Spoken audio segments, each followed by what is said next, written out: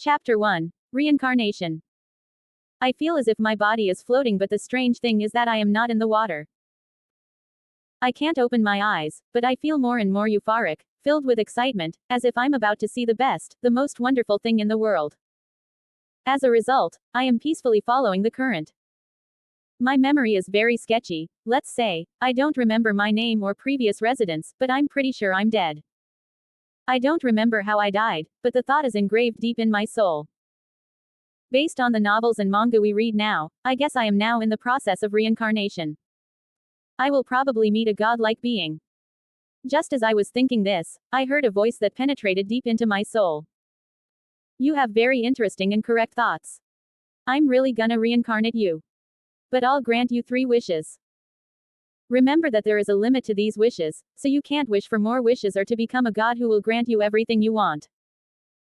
One of your wishes must be about the world you are going to, so you can go to a world you have read about or seen, or even a world you have created. The other 2 you can use for your situation and the event you want to happen. I was deep in thought. I wondered which world I could go to and live a better, more fun life. My mind was working like an engine around this thought. After what seemed like hours for me, but was in reality 10 minutes of thought, I responded. My first wish is to go to the world in the Overlord anime, a year before the Yggdrasil game. My second wish is to have a lot of money, and my third wish is to travel to the universes I want. There was complete silence for about a minute. Then the voice that spoke to my soul came again. Your wishes have already been granted, son. But your third wish will come true only after you become strong. Now it is time for you to go. After the source of the voice stopped talking, I lost consciousness. When I woke up, it was evening and the streets were empty. I tried to remember where this place was, and suddenly so many memories came flooding back. I was in the body of a man named Felix who lived in room 20H in one of the 20-story buildings here. In my pockets I had an identity card, a card used as a house key, and a lottery ticket. I quickly entered the building, went up to the 20th floor and used the card to open the door. The house was very small and old, with 3 rooms, bedroom, kitchen and guest room. I immediately looked in the mirror and there was a handsome face with an average height of 6 feet, a slightly muscular body, black hair and brown eyes. I went to the kitchen, got some ramen out of the cupboard and prepared it. I was hungry as hell, and while I was eating I was thinking about my future plans. First, of course, I was going to use the lottery. Second, I had to buy the equipment to play the game and train myself in the MMORPG genre until the game came out. Third, I was going to participate in the beta test to be one of the first to play the game. After dinner I went to bed and slept until 8 a.m. I woke up in the morning, took care of my daily needs and took the lottery ticket to the bank. I won a really big amount of money. Then I bought nerve gear at the electronics store and went home with a worker to install it. The worker finished the installation quickly and left. So I excitedly fired up the nerve gear and downloaded some MMORPG games. It was weird playing the games. You really felt like you were in the game, but a few things were missing. After playing the games into the night, I reluctantly went to bed. This monotonous routine continued for 6 months. I improved myself by playing MMORPG games non-stop. Now the Yggdrasil game had been announced and an open beta test was to be held 2 weeks before its release. Of course, I was one of the thousands of people who were going to participate. So time flew by and now we jump into beta testing time. I'd like to ask you guys something. I am going to change some NPCs. I plan to abolish all pleads except Seba's. I will make new characters to replace them. I am waiting for your comments about this idea. HRN_Dreadnought creators thoughts. 7 comments 0 vote. Yggdrasil. I quickly logged into the Yggdrasil game with the message I received in my email. Welcome to the world of Yggdrasil, player. The world tree Yggdrasil is dying. The world tree, with its countless leaves, is dying because of a gigantic monster that appears and eats them, causing them to fall one after another until only 9 leaves remain. These 9 leaves were the previous incarnations of the 9 worlds. The leaf-eating monster now continues its advance and tries to devour the remaining worlds: Asgard, Alfheim, Vanaheim, Nidavellir, Midgard, Jotunheim, Niflheim, Helheim and Muspelheim. We ask you young heroes to stop the advance of the devourer and protect your world from this catastrophe. You must choose a race for this. Humanoid. Demi-human. Heteromorphic. With over 5,000 races and job classes to choose from, it was almost impossible to create identical characters unless you deliberately tried to do so. I chose heteromorphic race and was presented with a whole list of racial options. I chose the imp race, which is the beginning of the demon race. I choose Helheim as the starting dungeon because it is not only a swamp with low-level monsters, but also the location of Nazarik's great tomb. Choose the hunting zone you want. In Yggdrasil, if you choose humanoids or half-humans as your racial class, you can be transferred to the town or city of your choice.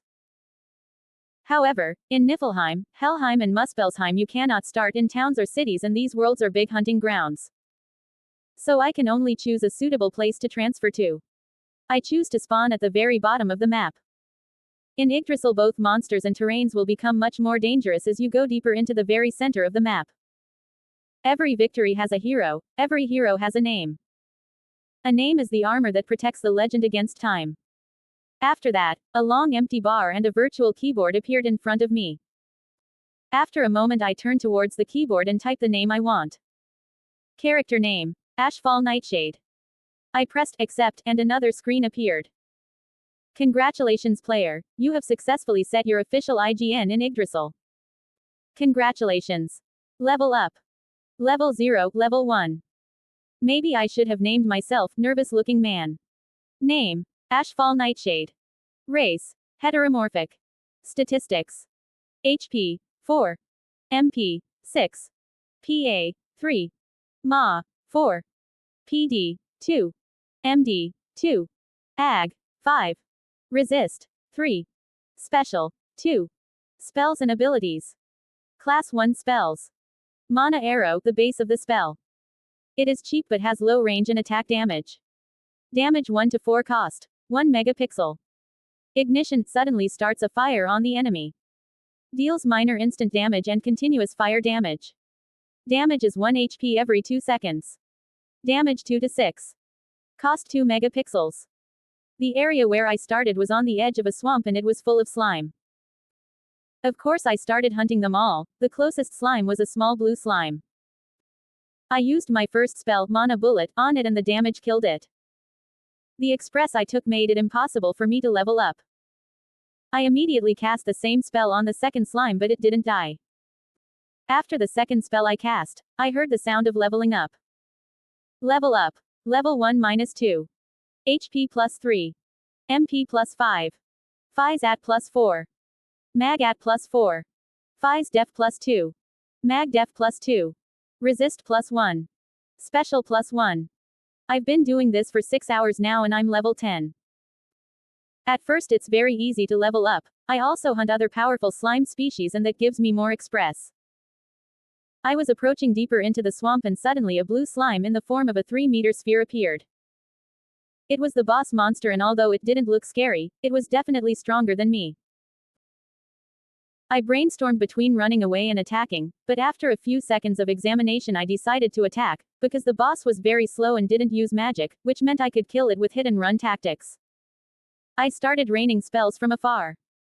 Maximize magic. 2-level fire arrow. The arrow made of fire manifested in the air and hit the boss's soft body, but because of the boss's little magic defense, it did not damage him to his full potential. So I went ahead. Tripled magic. 2-level magic acid arrow. 3 acid arrows that appeared in the air hit the slime and one of them caused critical damage, dealing permanent damage of 1.5 damage in 2 seconds. I kept attacking in this way, and when I ran out of mana, I would either run away from the enemy to recover MP I had collected to get my MP back. The only damage I took from this almost 10-minute battle was 7 HP damage from the blue liquid the slime spewed on me. But I beat the boss. Level up. 10 to 13. You are the first player to kill a boss in Yggdrasil. You have earned your first blood achievement. Express and loot gained from this boss plus 30%. First blood achievement. The player's first blow causes plus 10% more damage. Plus 10% rarity boost to all earned items, boss items, mines, gacha, alchemism, etc. You earned a new job class, World Disaster. Do you want to accept? Yes, no. I couldn't believe the notification, but I accepted it immediately, as if I was afraid it would disappear. Congratulations, new job class acquired. Special chain task acquired. Race born of destruction, Nephilim. Requirements. Imp racial class 10. Demon racial class 10. High demon racial class 1. Angel racial class 10. Archangel racial class 1.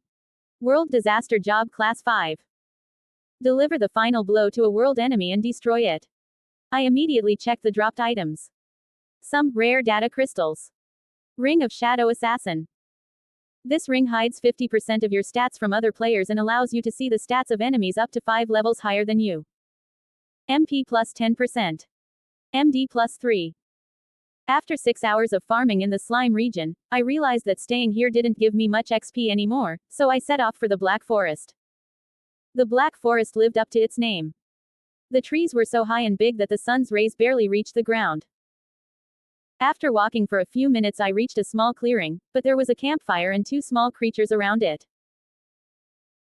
These creatures were about 110 to 120 cm tall, with thin and weak limbs, greenish skin color, an ugly face with pointed ears and a big nose, and their equipment consisted only of tattered clothes covering them from the waist down and crude sticks made of wood. First, I learned about them with the help of the Shadow Ring. Monster name: Goblin. Level: 13. HP 30. MP 11. PA 24. MA 7. PD 13. MD 9. AG 15. As these statistics show, goblins were generally weak creatures. He first hit the first goblin with his maximize 3-level magic, Fireball spell. The other goblin froze in shock as he saw his friend burn to death. Wasting no time, I attacked the second goblin with the dagger, but the goblin was too weak for me and I slashed the dagger deep into the goblin's neck, causing serious damage, and after a few seconds of bleeding, it let out a high-pitched scream and shattered into delicious XP pieces. After defeating the goblins, I took bracelets and jewelry made of various stones and animal teeth from the necks and wrists of the corpses. These will fetch a good price in the market. Goblin are territorial creatures, so their presence here means that they have settlements nearby. After walking for a while, I suddenly noticed an arrow coming towards me and I narrowly avoided it by swinging my head to the side. But I was hit in the shoulder by a second arrow that came at the same time. This arrow dealt 13% HP damage. I turned in the direction of the arrow and saw 2 goblins that would grin at me with yellow teeth if they were real. These 2 goblins were dressed in green and leafy clothes to camouflage themselves unlike the previous ones.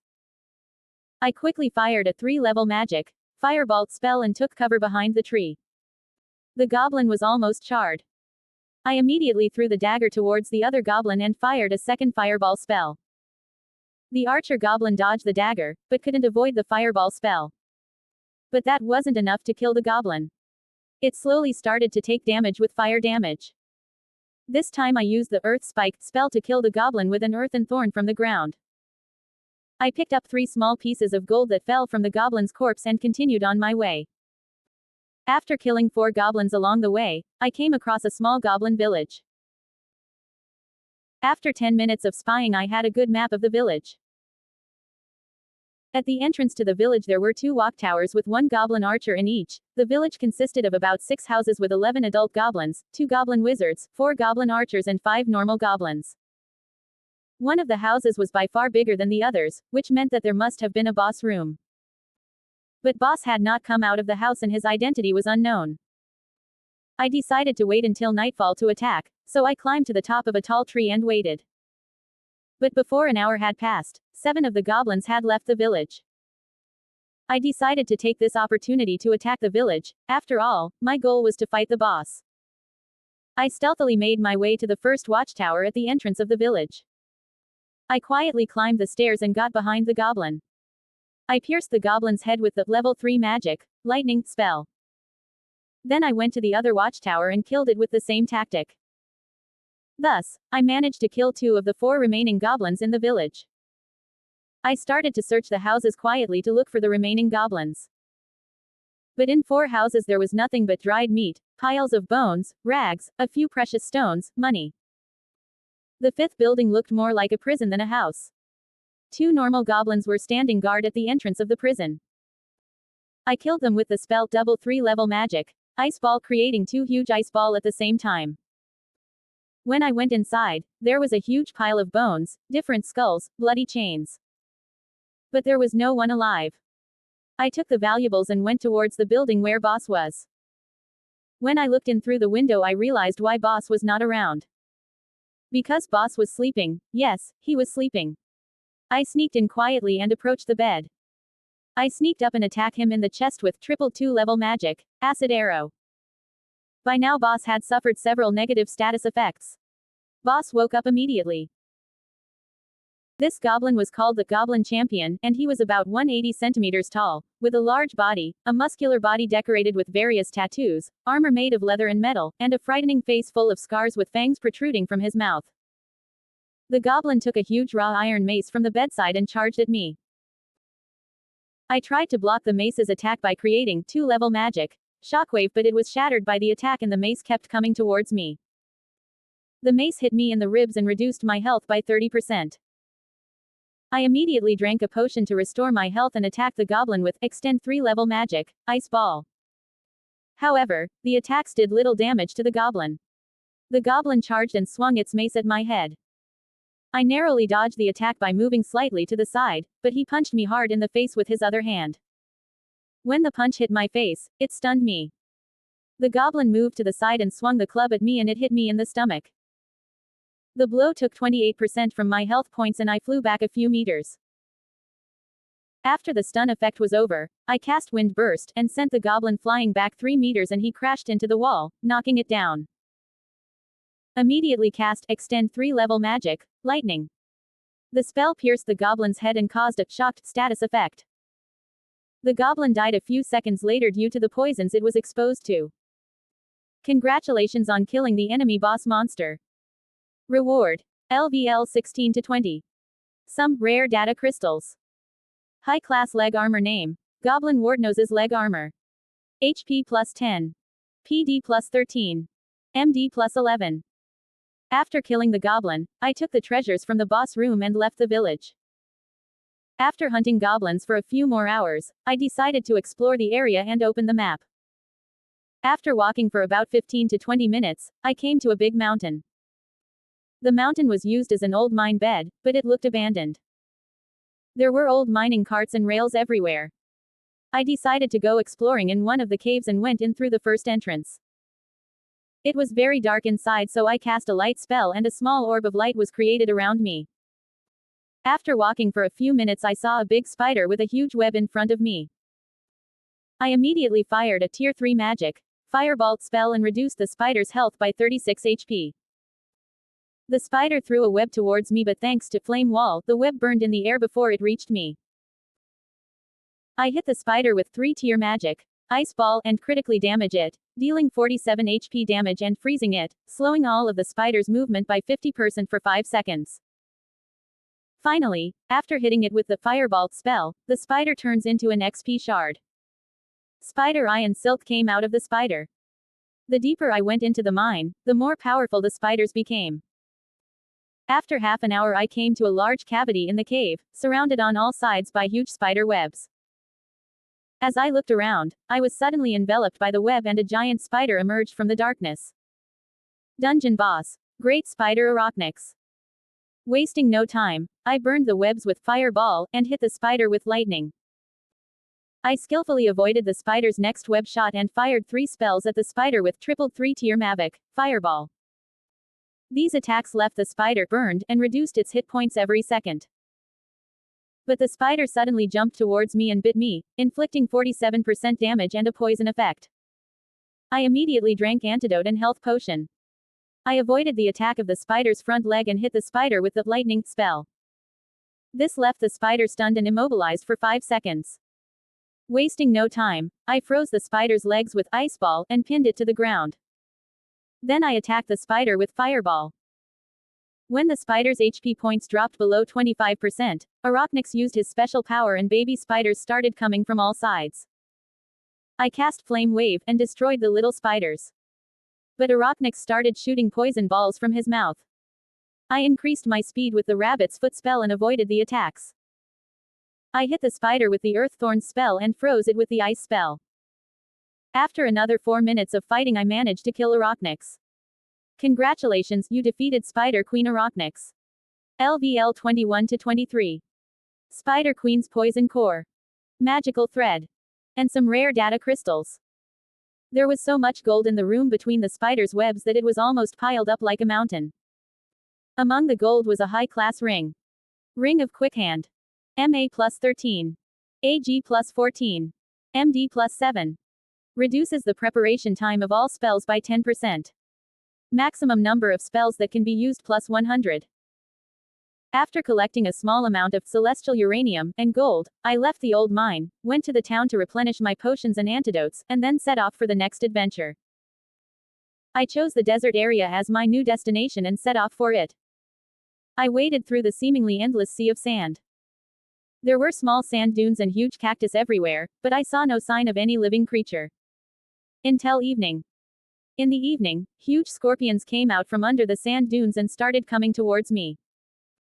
I fought them off and kept on casting, but suddenly a huge sandworm appeared and swallowed one of the scorpions. Immediately I started to cast Tremor Sense, and I started to feel its movements in the earth. Thanks to this, I was able to anticipate the worm's attacks, and every time the worm landed on the ground, I stunned it with the lightning spell and then hit it with the fireball spell, slowly reducing its health points to 0. Congratulations, you defeated the large sand worm. LVL 23-24. As we approached the oasis, a large pyramid appeared. The entrance to the pyramid was guarded by 2 scorpions. I defeated the scorpions without any difficulty and went inside. The walls of the pyramid were full of strange shapes and symbols.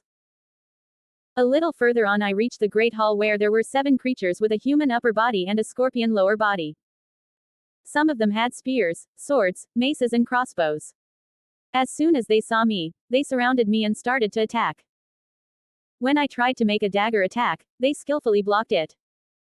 Their tactics were surprisingly effective. While the archers and the mage attacked in the rear, the one in front prevented me from getting to the rear. I cast Grand Fireball, and the scorpion men scattered like bowling pins. Immediately afterwards I cast Acid Splash, and a pool of acid formed in the area where the enemies were. So after a few seconds all the scorpion people died. There were a lot of silver and gold items in the hall, and after looting the hall, I headed to the other rooms. I had taken a few steps into the dark corridor when the traps were activated and a hail of arrows came from everywhere. Even though I was hit by a few arrows, I dodged the traps with the dimensional move spell. At the end of the corridor was a huge door that would lead to the boss room. I pushed it open and inside was a huge scorpion man sitting on a golden throne with a huge crown on his head. The creature had a huge tail, 2 claws and arms. His body was covered with chain armor, and in his hands were spears and shields covered with gold and rubies. Akrabuamelu, the king of scorpions. I walked in and the door closed behind me. The scorpion king rushed towards me and stabbed me with his spear, reducing my health by 27%. I sent the scorpion king flying with the shockwave spell and stabbed him in the head with the freeze lance spell. It dealt critical damage to the target and left a stun effect for 5 seconds. I took advantage of this and cast Grand Fireball, reducing the Scorpion King's health by 16%. The Scorpion King attacked me 3 times in a row with his tail. I dodged the first one, but the other 2 attacks hit me. This reduced my health points to 18 interest and gave me the poison effect and started reducing some of my health points every second. I immediately drank antidote and heath pot and cast a mud spell to slow down the enemy's movement. Then I cast Fireball, but the Scorpion King blocked the spell with his shield.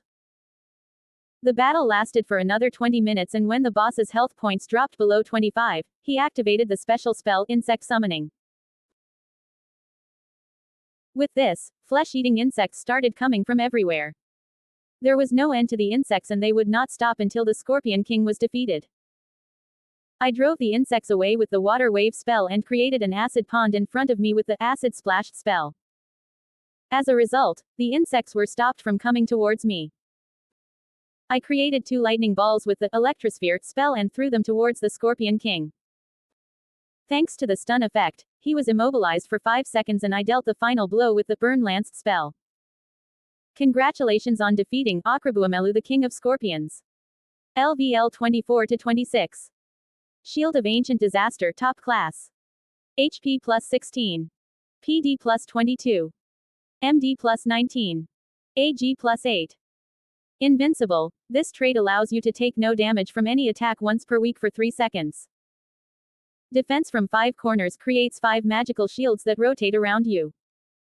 Each of the shields has a certain HP bar and can be broken. This spell can be used once per day at no cost, but can be used a second time at a cost of 8 megapixels for each shield. 14 comments 0 vote. World Enemy Event 1. It's been a year since this game was officially released. The game is now officially getting popular, people are praising it for the great freedom it gives on their websites and more people are starting to play it. I did my XP grind almost non-stop. In the beginning I didn't meet anyone because there were only 1,000 people in the game, but slowly after the beta the number of players started to grow. I gave all the levels I gained to racial levels first, because racial levels are essentially stat boosts, and I boosted my racial class before the heteromorph player hunting frenzy started.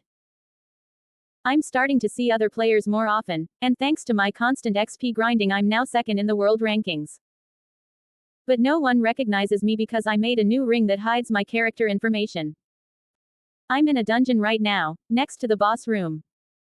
Now a question may come to your mind. Why attack a dungeon alone? There are 2 reasons for this. 1. There are only tree monsters in this dungeon, so they are quite weak. Their only good feature is their high health. 2. This dungeon is not very high level, so with a little effort I can finish it. Wasting no time, I open the door to the boss room. There are big rocks on the sides of the room and a huge tree in the center. As soon as I stepped inside, the tree glowed and showed its true form. Dungeon Boss. Ancestor Willow LVL 45. Obviously the boss is almost 10 levels above me, but I'm confident. I immediately start raining spells on the boss. Maximize IV level magic. Shock Lance. Immediately, Lightning Lance appeared on boss, not only immobilizing him, but also inflicting continuous burning damage. Tripled IV level magic. Grand Fireball. There were 3 big explosions on the monster and 2 of them caused critical damage. When the chain spell wore off, the monster attacked me with whip-shaped vines. I immediately ducked behind the stones and the vines did not cause any damage on me. I've resumed these attacks. Extended V-level magic. Dragon Lightning. The monster is fixed back where it was, and I jumped at the chance. Maximize V-level magic. Flame Wing. A huge wave of flames rose from under the tree, enveloping it completely and causing continuous high damage. By this time the creature's health had dropped below 50%, so it moved to the second stage and attacked me with its new spell, breaking the flame chains. Thorny vines rose up from under my feet, pinning me in place and inflicting poison damage. But I immediately used the antidote and replenished some of my MP min with the potion, at which time the monster launched huge poisonous explosions of seeds and AoE attacked me. This put me in a bit of a pickle, so I teleported to the other end of the room, drank the life potions to replenish my HP and launched my next attack. Tripled IV level magic. Shock Lance. 3 crackling lightning bolts appeared around me and struck the monster at lightning speed. One of the spells dealt critical damage and the monster froze, suffering the shocked status effect. I continued my attack. Tripled V-level magic. Dragon Lightning. 3 orbs of lightning exploded around the monster and this attack consumed all the remaining MP, but it now had 5% of its health left. For the final blow I used the spell scroll. Tripled IV level magic. Burn Lance. At the last moment, the monster defended itself with the vine shield it had created, but a blow struck and that was the end of it. You killed boss monster. Corrupted Willow. Level up 38 to 42. You are the first person in the game to clear a dungeon by yourself. Your rewards and express you earn plus 50%. You earned the Lone Explorer achievement. Plus 10% rarity on all items you obtained mining, boss fight, gacha, etc. Some rare data crystals. World-class item obtained. Pearl of Despair. This item makes you a world enemy of any type. But you must beat world champion as a requirement. Once you become a world enemy, be careful because you will be hunted by other players. Meanwhile, a new event was announced in the cash shop. New items have appeared in the gacha system. Phone IX Ring. 1. Allows you to cast Ash of Phoenix Flame without spending any MP. This spell is a more advanced version of the Phoenix Flame spell and allows you to respawn with 50% HP and MP after the spell. It can only be used once a week. 2. MP cost to cast spells minus 50%. 3. Plus 10% increase in all magical spells. 4. You can only have one of these items. This product was incredible and I wasted no time and pressed times 20 gacha. Plus 7 hourglass. Plus 5 rare data crystals. Plus 3 high quality HP potions. Plus 4 high quality MP potions. Plus 1 Phone IX ring. I couldn't believe I had won this ring and I rubbed my eyes a second time, but it was real. I immediately put the ring on and started flying towards the city. I was pretty sure that I would surprise the enemies with it. As soon as I came out of the dungeon, I was suddenly critically damaged and lost a third of my HP. When I looked behind me, a man in a black hoodie, clearly of the assassin class, attacked me with daggers in his hands. I immediately countered his attack with the B-tier magic, Wall of Health spell. The assassin crashed into a huge wall of fire and not only lost some of his health, but also gained the burn effect, which causes continuous fire damage. I immediately counterattacked with Maximize V-tier magic, Undying Flame, a fireball infused with negative energy that blasted the enemy into the air.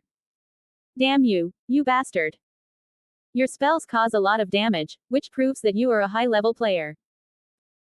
But I'm not afraid of you, I'm already aware that my first attack did you a lot of damage. I was aware that he was waiting for his special attack to cool down, babbling to buy time, so I continued my attack. V-tier magic, Dragon Lightning V-tier magic. Dragon Lightning in the form of a dragon hit the assassin and shocked him, and I used V-tier magic, teleportation, to get away from him immediately because his attack was going to cool down soon. As I thought, as soon as he came out of the shock, he immediately started running towards me and I escaped from him with a flying spell.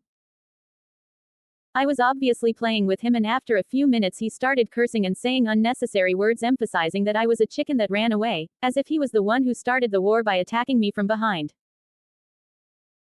After replenishing my health points with potions, I got fed up with the cat and mouse game and started raining spells on him from a distance. Tripled B-tier magic, Flame Wing, showering the enemy with 3 fireballs, but the assassin's speed allowed him to dodge 2 of them and the last one critically damaged him.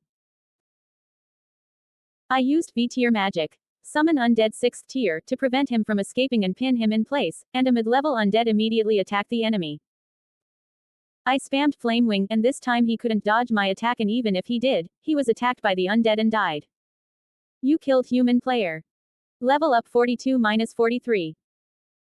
You obtain top class dagger, speed of death. You suffered negative effects. Minus 10% agility, duration 10 minutes. It was my first player kill, and as I expected, I suffered some annoying negative effects, but I leveled up thanks to the good amount of express I got, and I was going to grind that knife for data crystals. 1 year time jump. I've been playing the game for 2 years, I was currently first in the game ranking. Everybody searches for me on the internet, but none of them get any information other than empty rumors. That's because the first item I paid to customize, the top class item, Mystic Ring, hid all the information about me from others, limiting my power and making me look weak. This ring was my customized version of the Ring of Shadow Assassin ring, and it gave me the choice of how much of my power to conceal.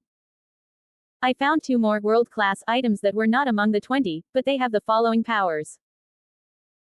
Nameless Book of Spells. A book said to be inscribed with every tier magic spell in existence, from Yggdrasil, and it is capable of inscribing new spells in itself as they are invented. Blessing of Mana is in the form of a briolet with huge blue pearls in the center. Increases the mana regeneration of up to 10 selected people within a 30-meter radius by 10%, and reduces spell casting and super spell cooldown by 5%. If the user selects only one person, they will receive all the benefits that 10 people will receive. There is now a craze among players to kill hetemorph players. That's why hetemorph players started playing in the realms of Niflheim, Helheim, Muspelheim. Because the climates of those realms are very unfavorable and this creates difficulties for human players. We are currently attacking the dungeon with a party of 6, made up of independent human and humanoid players. The party consisted of a healer LVL 30, 2 tanks LVL 32. 34, an archer LVL 33, a warrior LVL 35, and myself as a mage. Thanks to the ring, I had changed my appearance to human, changed my name to X Reaper X, and sealed my power to make me 40 LVL, but I was still the highest level player in the party, so I was unanimously given the leadership of the party. There was the following information about the dungeon. 50 LVL dungeon, Fallen Church. According to the information we gathered, this was a tough dungeon with holy monsters like angels, so I was attacking with a party. Reaper San, our preparations are finished and we are ready for battle, the archer declared. Then let's waste no time and attack according to the prearranged plan. Everyone nodded in agreement and our assault on the dungeon began. The first enemies we encountered were level 30 angels. I didn't spend mana on them and the other players did all the work. The archer fired 3 enchanted arrows and dealt them the first blow, the tanks withstood their counterattacks, the warrior dealt them the final blow. When we moved on to the second floor, the level of the monsters increased rapidly and we even saw angels with an average level of 40 to 45. Now I was constantly using spells by consuming mana potion and we were doing our best to pass the floor quickly. When we went up to the third floor, something unexpected happened. A demon has been detected inside the church. All the forces of the church have united for exorcism. Death to demons. Dungeon boss appeared. 65 LVL Archangel of Exorcism. All the angels and the boss monster started attacking us at the same time. How can this be? This is the first time I've seen a dungeon boss monster come out of its room and attack with minions. Do you have any idea about this, Reaper San? I was quite surprised too, but let's put these questions aside and deal with the problems we face. I'm probably the devil they're talking about here, but it's a problem that it's like this. I immediately organized our formation and we went on the defensive and started our attack to kill the minions first. I attacked with tripled V tier magic, Flame Wing, and damaged 3 angels and didn't stop and tripled V tier magic, Dragon Lightning. The party members next to me immediately attacked according to their mission and the tanks blocked the attacks from the boss. After about 10 minutes of fighting, we finally killed all the minions and reduced the boss monster's health by 20%. But everyone in the party had 50% less health. Under the protection of the tanks, everyone attacked the lonely boss monster. After a few minutes, when the monster's health was below 50%, the second phase began and a magic circle appeared under the boss, increasing its health up to 80%. Even if we attacked with all our might, even if we blew up the floor where the magic circle was, the regeneration did not stop. As a result, this made our job very difficult and after 10 minutes the monster's health was back to 50%, but this time nothing happened. 5 minutes later boss's health was down to 30%, but the average health of everyone in the party was down to 20%, except me of course. That's when I unleashed my true power and blocked the teleportation spells with the spell Extendate Magic, Dimensional Lock. Then I moved a little away from the group. Everyone looked at me with surprise, suspicion and questioning questions because my action broke the formation, but I didn't despair and threw the spell Maximize 8-tier Magic, Explosion in the middle of the players. All the players were frozen in surprise and the spell hit the best place and killed them. Only the healer survived and attacked me. I think he had cast a healing spell on himself at the last moment. But it was hopeless and I cast Maximize 8 Magic, Death on him and killed him too. I was now alone with the boss and despite the negative side effects, I immediately attacked tripled 7-tier magic, Hell Flame, and 3 small black flames hit the monster and expanded to engulf its entire body in flames. I didn't stop there and immediately cast Extend 7-tier magic, Napalm, dealing a lot of damage to the monster and quickly draining its health due to the successive burning damage. After a 7, the boss finally died and I got the following in total from the battle. 5 players killed. LVL 53-58. Boss monster killed. 58-60. Negative status effects applied. Agility -10%. Mag def -10%. Phys at -10%. Phys def -10%. HP -10%. Attention, your location will be revealed for 20 minutes. You got these items. Some rare data crystals. Relic class mace. Divine judgment. Some consumable items and potions. I also got 1 legacy class, 3 top class, 2 high class items from the players I killed, but these items were useless to me, so I was going to recycle them. I had just left the dungeon when a shocking event started on the whole server. Yggdrasil is in danger. A world enemy has appeared. Please heroes, protect Yggdrasil from the world enemy. World enemy's location is marked on your map. Defeat him in 72 hours. The maximum number of raid team members is limited to 150. This news sent a bombshell through the entire server. Powerful guilds and confident players immediately formed a raid team. Since the number of people was limited, only players ranked in the top 150 or at the same level as them were included in the raid team. I joined the raid team, but of course by changing my level and name.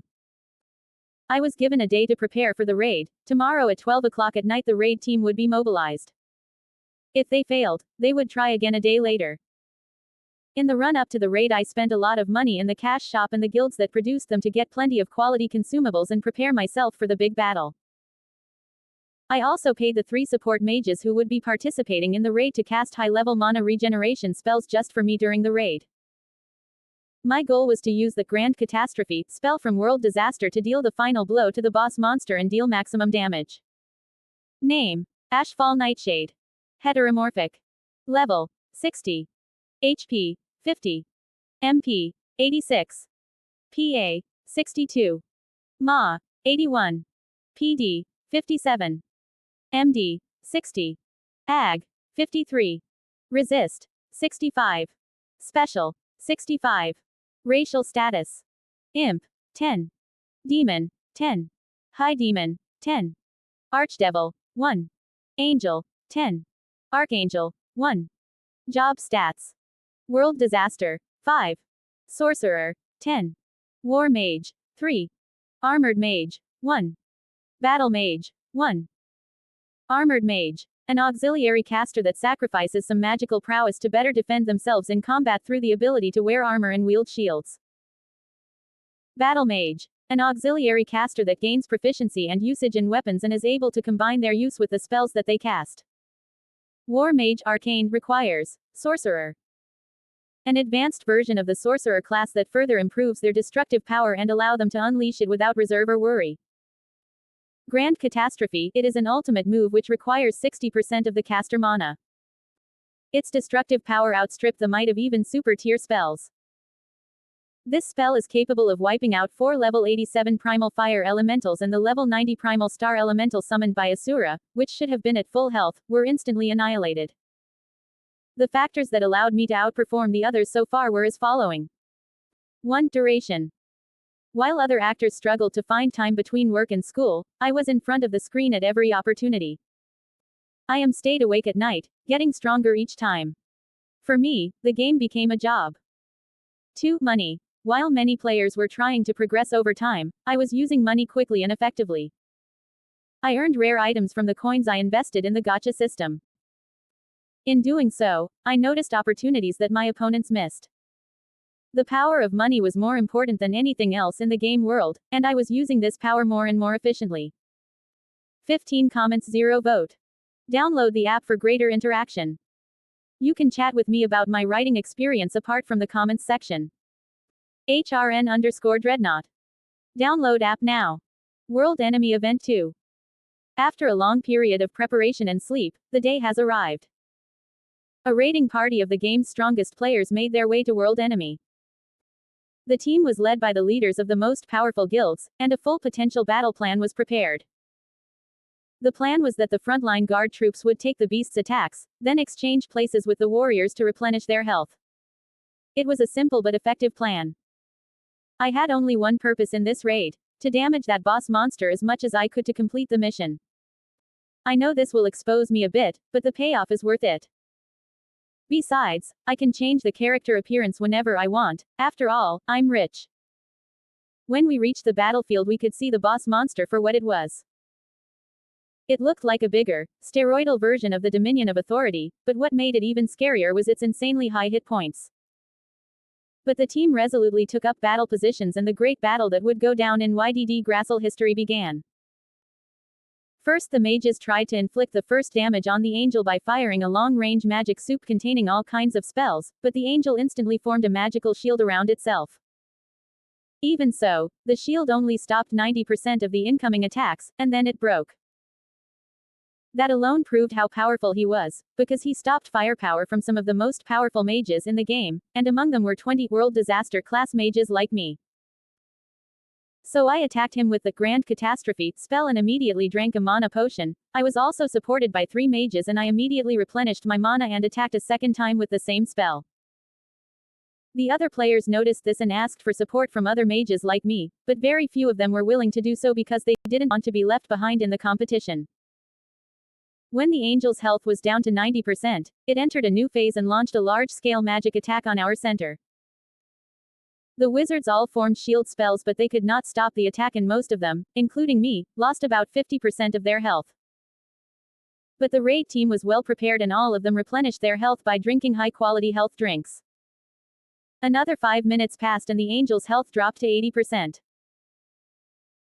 At this time, summoning spells appeared around and 10 high-level angels appeared, but these spells were not affected by the greater rejection spell cast by the mages, and the incoming angels attacked the front line. The front line had already moved 5 times by now and they were still low on health. So all the mages drew their attacks away from the boss monster and attacked the high-level angels. But this time the boss monster made a powerful magic attack on the back line and killed 10 mages with low HP, including one of the mages who was supporting me. In this way the battle lasted for 40 minutes and the boss monster had only 10% of its health left, but almost 70% of its attack power was destroyed. These results were quite frightening. Some members were now in despair, while the vast majority continued to do their best to make sure their efforts were not in vain. So even mages with high health points like me were moved to the front line and our final battle with the boss monster began. The boss entered its final phase and a divine lightning bolt descended from the sky, instantly killing all players with extremely bad karma. As a result of this attack, only 20% of the raid team, including myself, kept the battle going. The surviving players have lost all will to fight. Among the warriors I immediately recognized Touch Me, who was trying to encourage those around him by talking about justice, but to little effect. I fired my most powerful spell again and dealt critical damage to the boss monster. I joined Touch Me and began to shout for justice and speak encouragingly that we could defeat the boss monster. Then I watched our actions spread like a virus to the other players, creating a morale boom in them. The spirited players reorganized under my leadership and began to attack. The battle went on like this for another 10 minutes, but finally the enemy of the world was defeated. I dealt the final blow and destroyed him. When the battle was over, only the 13 at the front were still standing. Congratulations! World enemy has been defeated by heroes. Your achievement will go down in history. But never let your guard down, heroes. This war has only just begun. Awards. For each player who took part in the battle. +3 level. +5 MLN gold coins. +3 elixir. +5 gacha tickets. For each player who survived the battle. +2 level. +2 MLN gold coins. +2 gacha tickets. +5 elixir. +1 holy god stone.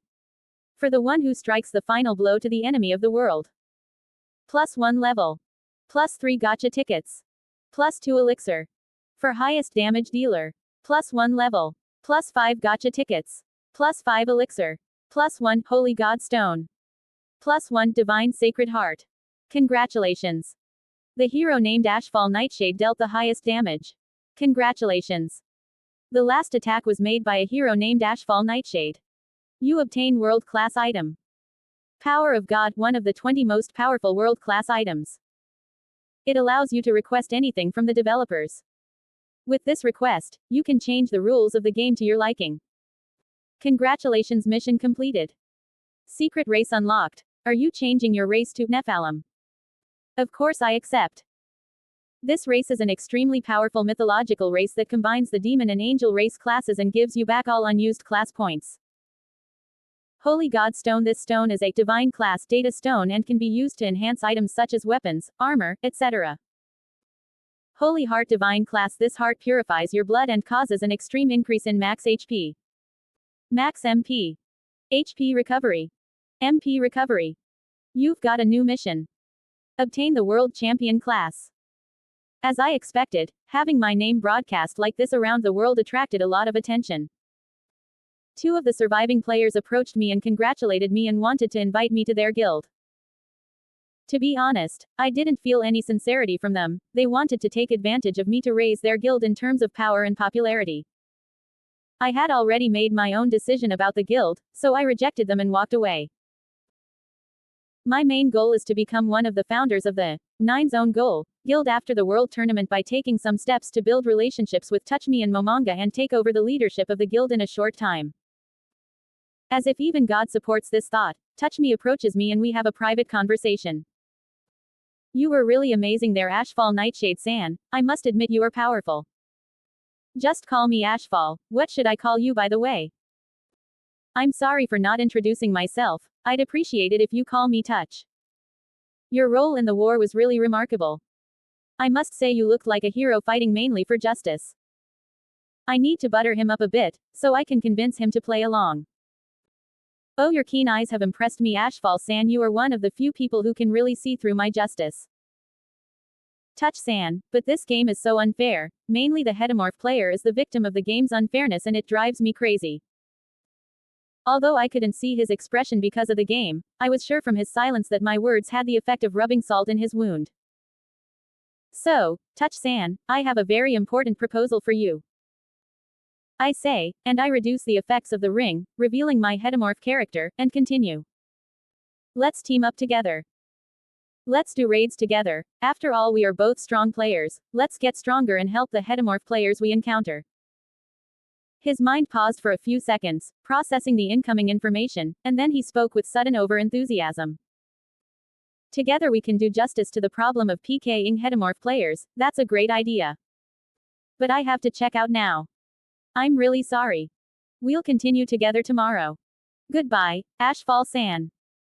After he debuted, I decided to spend all the levels I had earned. I was actually looking for a versatile race and the doppelganger was the best option. But his biggest weakness is that he can only use 80% of the power of the races he transforms. In the future I can solve this problem with a world item. So I didn't stay in the game too long and logged out and went to sleep. Name: Ashfall Nightshade. Heteromorphic. Level: 67. HP: 60. MP: 85. PA: 62. MA: 74. PD: 60.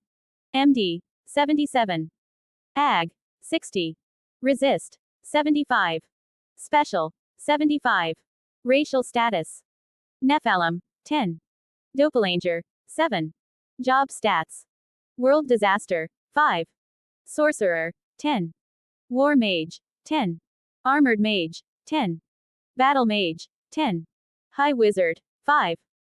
After meeting with Touch Me tomorrow, we devoted ourselves to destroying all the dungeons we came across. Of course, we didn't attack very high-level dungeons, but we marked them on our map to prepare the ground for future attacks. We cleared 2 dungeons in a very short time, but they were all very low level and had already been attacked by others.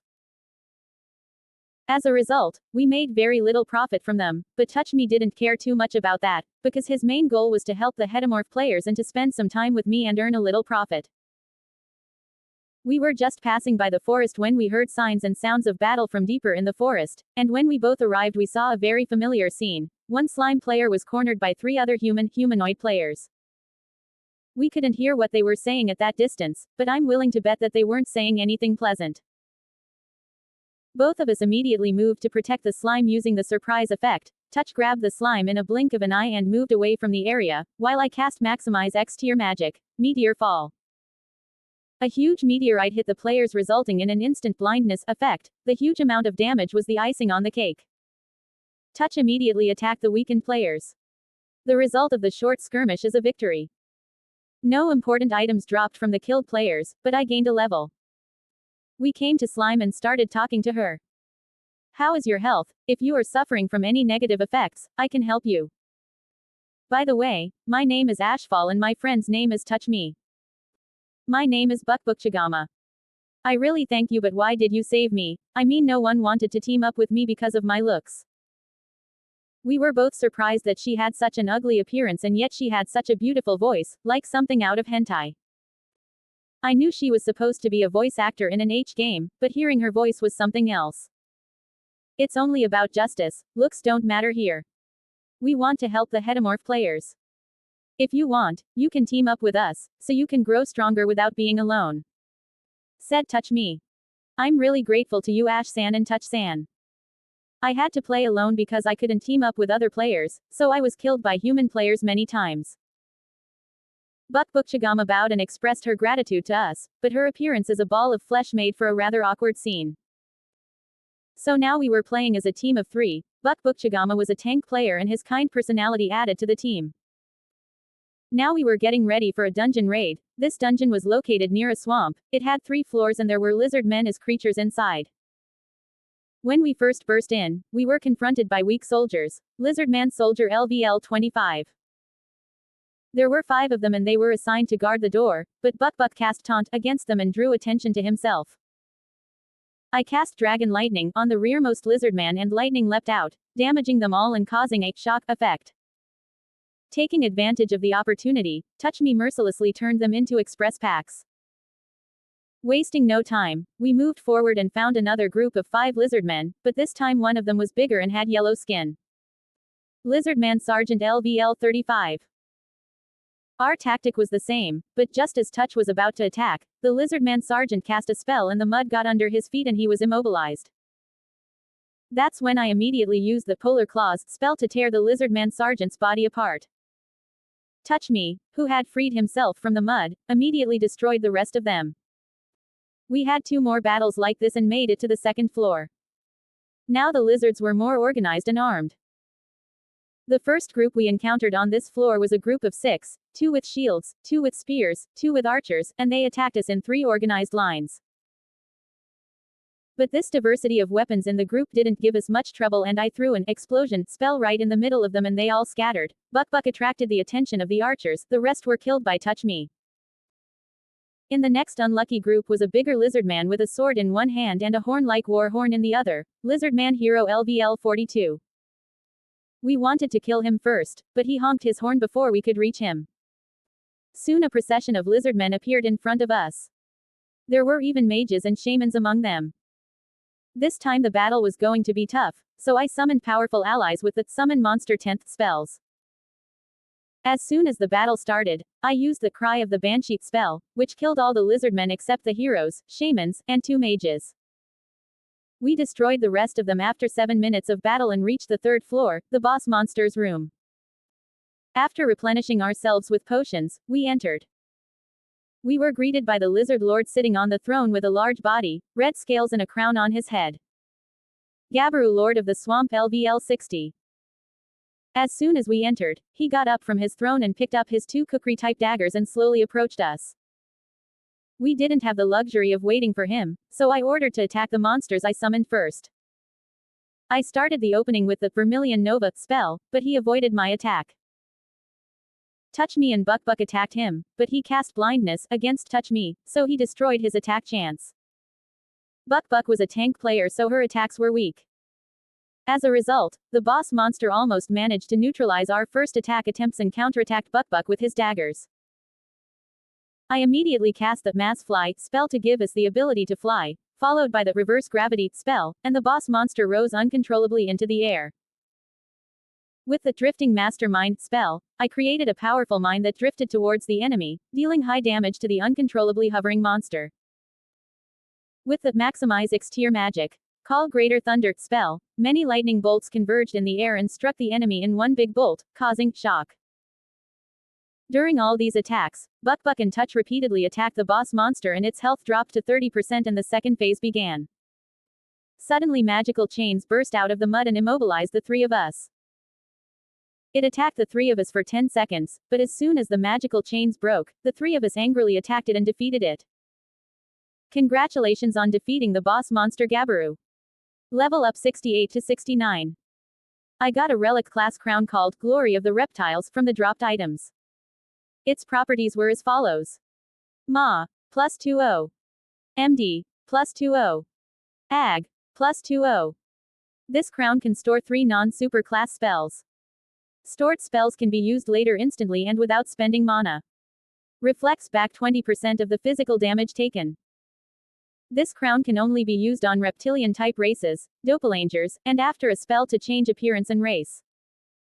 Even though I didn't use the crown, it had pretty good stats, so I'll keep it. This way we raided dungeons one by one, Buck regained the levels he lost due to PKing, and we got express, money, and valuable items. Now Buck's brother Peroroncino started playing with us, so the team started to get culture thanks to Nazuric's most perverted member. Even though I wasn't as fetish crazy as Peroroncino, I quickly grew close to him and became his favorite friend because of the sexual conversations we had. Yes, the foundations of the 10-zone goal clan have been laid. There will be chapters about NPCs coming soon. HRN_Dreadnought creators thoughts. 21 comments 0 vote. Caloric Stone. Right now the game is in full popularity. Hetemorph players are now PKing against hetemorph players, so most players, myself included, are playing in worlds with few humans. Right now I'm walking around the map looking for minerals and killing monsters. After a long search I came across a mine and immediately went on the offensive. The first enemies I encountered were 3 weak skeletons. That's why I destroyed them with my sword without any difficulty. I went a little deeper and came across 5 skeletons, which I destroyed without difficulty. But after 10 minutes of walking in this way, I came across skeletons with armor and archers. The first skeletons I encountered were 3 normal, 2 armored and 1 archer. I immediately prepared my attack spells against them. Wide and 8-tier magic, explosion.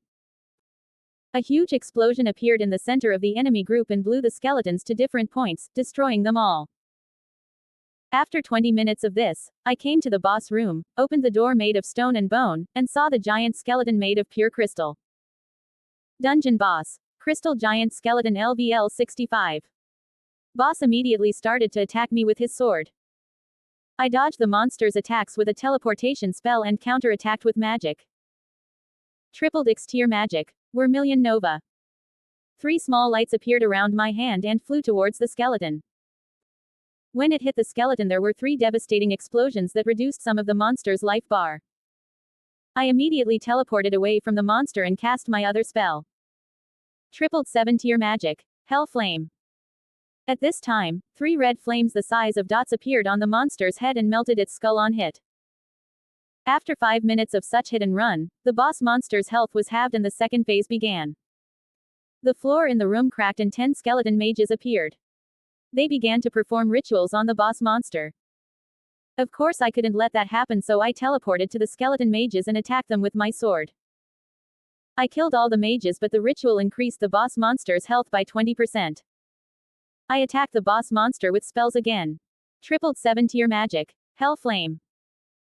In this way, after 2 minutes of attack, the boss monster's health dropped below 50% again and mage skeletons started to emerge from the ground again. But this time I had learned my lesson from the previous incident and cast wide and 7-tier magic, Chain Dragon Lightning, on all the mages. None of the mage skeletons were able to perform the ritual and were destroyed by me. I switched all my attacks back to the boss monster and after 5 minutes of attacking, the monster's health dropped to 10% and the new phase started. All the bones of the skeleton glowed and suddenly appeared in front of me. Its glowing bones spread magic around it in a shockwave effect and paralyzed me. The paralyzing effect for 10 seconds infuriated me, but there was nothing I could do. Eventually I died, but the ring's effect revived me to 10% health and I was instantly teleported across the room to replenish my mana and health with potions. I destroyed the boss monster with tripled magic, Hell Flame. Congratulations on defeating the crystal giant boss monster. You cleared a mine alone. XP gained from this boss monster plus 50%. LVL 69-71. Lone Miner achievement gained. Plus 20% to all minerals gained from mines. Congratulations, you're the first person to master the super class magic. Forerunner of the Apocalypse, you've earned your title. Plus 10 magical attack. Chance for spells to cause critical damage plus 10%.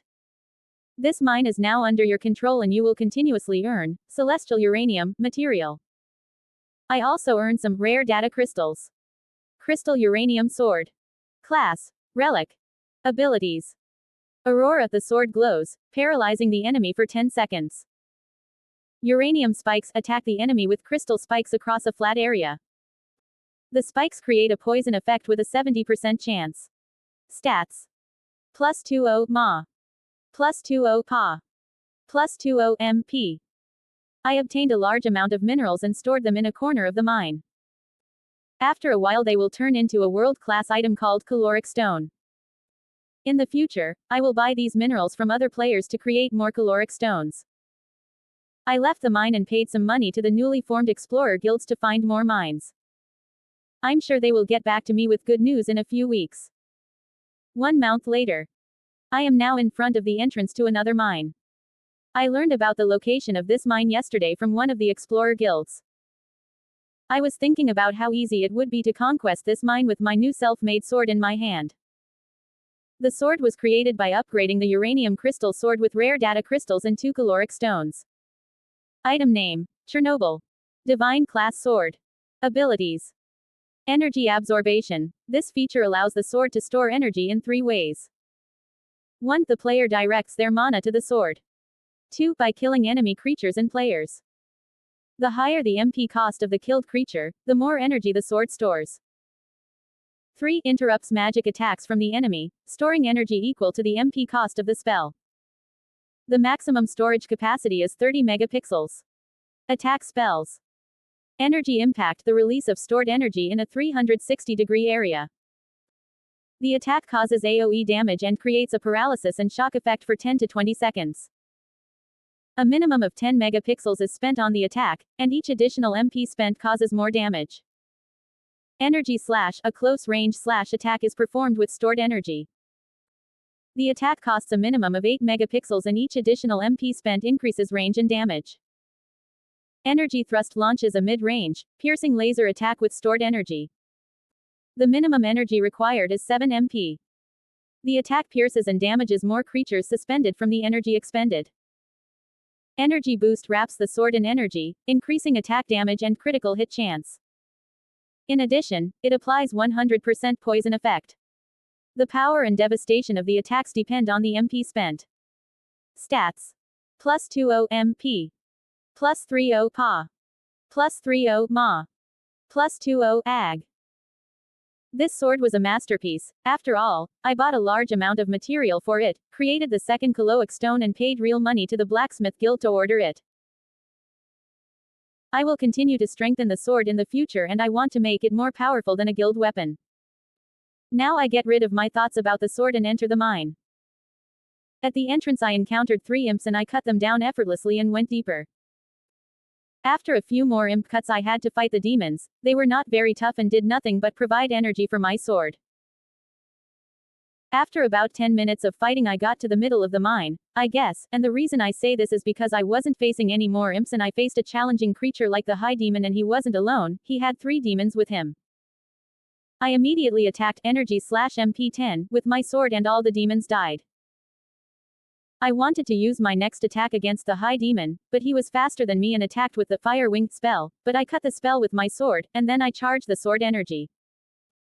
I fired that 7-tier magic Chain Dragon Lightning spell against him, but he neutralized my attack with the Hellfire Wall spell.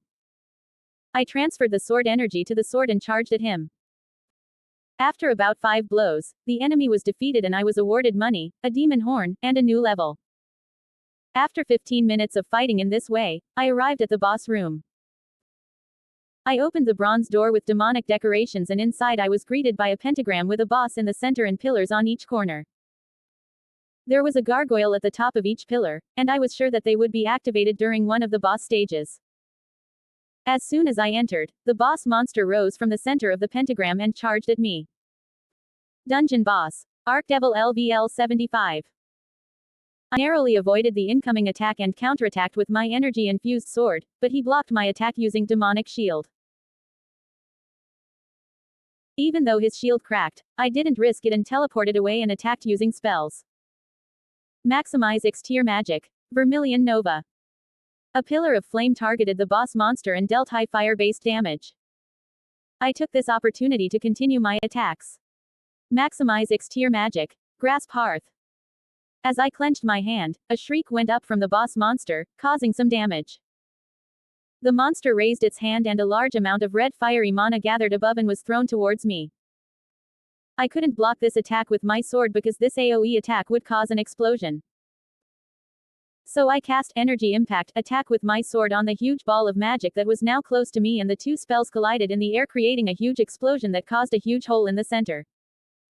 The explosion caused 20 HP damage to me. If that spell would have hit me, the result wouldn't have killed me, but it would have put me in a very difficult situation. The monster threw 3 flame wing spells at me, but I avoided 2 of them and cut one of them with my sword. I immediately cast Extend X-Tier Magic, Temporal Stasis.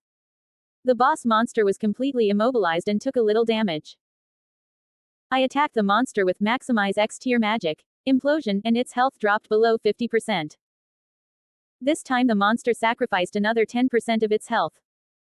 As a result, the pentagram filled with blood and 5 gargoyles came to life and charged at me together with the boss monster. At this time I used up all the remaining energy in my sword with the Energy Impact, MP14 attack, which dealt great damage to all the gargoyles, shocking and paralyzing them. I slaughtered all the unmoving monsters and used the 10 megapixels sword energy I regained to cast the Energy Thrust, MP10 spell, which pierced through the boss monster and caused a huge explosion behind it. I kept attacking like this for 5 minutes and finally defeated the boss monster. Congratulations on defeating the boss monster. Plus 30% increase to everything obtained for clearing the mine alone. LVL 71-73. Divine class item obtained. Occultist's ring. Maximum number of spells that can be cast while wearing this ring plus 100. Super tier magic cooldown and activation time minus 20%. It makes you unrecognizable. Plus 20 mag ATK. Plus 20 mag def. I also obtained a large amount of celestial uranium and stacked them in the secret area. I obtained some rare data crystals. After I am done with the mine, I immediately make my way to my next destination, the Eternal Forest, because according to the information I bought from the World Discovery Guild, which sells information, I am going to look for the very rare blood ash tree, whose fruit and sap are used in alchemy in most of the potions and even in one of the methods of making a high-quality health potion. After walking for about 15 minutes, I approach the entrance to the forest. There are slime, horned rabbits and other small monsters in the forest that are not worth my time for now. The amount of express they will give me now is too little. I quickly pass through them and move deeper and deeper. The deeper I go, the bigger the trees get and the stronger the monsters get. I came to the area where I could find the tree and started to look around. The most distinctive feature of this tree is that it has dark red leaves and red crystalline fruits. After about 5 minutes of searching, I reach a river flowing with blood. The area where the river was completely dead soil and no grass was growing. Further on there was a tree with a big trunk. A lot of dead animals and monsters were hanging from the branches of the tree and there was blood everywhere, creating an eerie atmosphere. But as I started to approach the tree, I heard a shrill howl and 4 werewolves with red eyes attacked me. I immediately cast Call Greater Thunder, and gave the werewolves the shock effect and reduced their hit points. Then I killed the nearest werewolf with the Hell Flame spell. But the others jumped on me and hit me with their claws, which gave the bleed effect and reduced my health by 13 points. I immediately killed the second werewolf with the Polar Claw spell. The 2 remaining werewolves howled loudly and suddenly a huge black-colored werewolf appeared. Alpha Werewolf Jack's Blood Moon LVL 70. Alpha and the other 2 werewolves surrounded me and started attacking.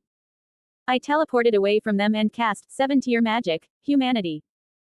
Now the 2 werewolves were frantically attacking the alpha werewolf.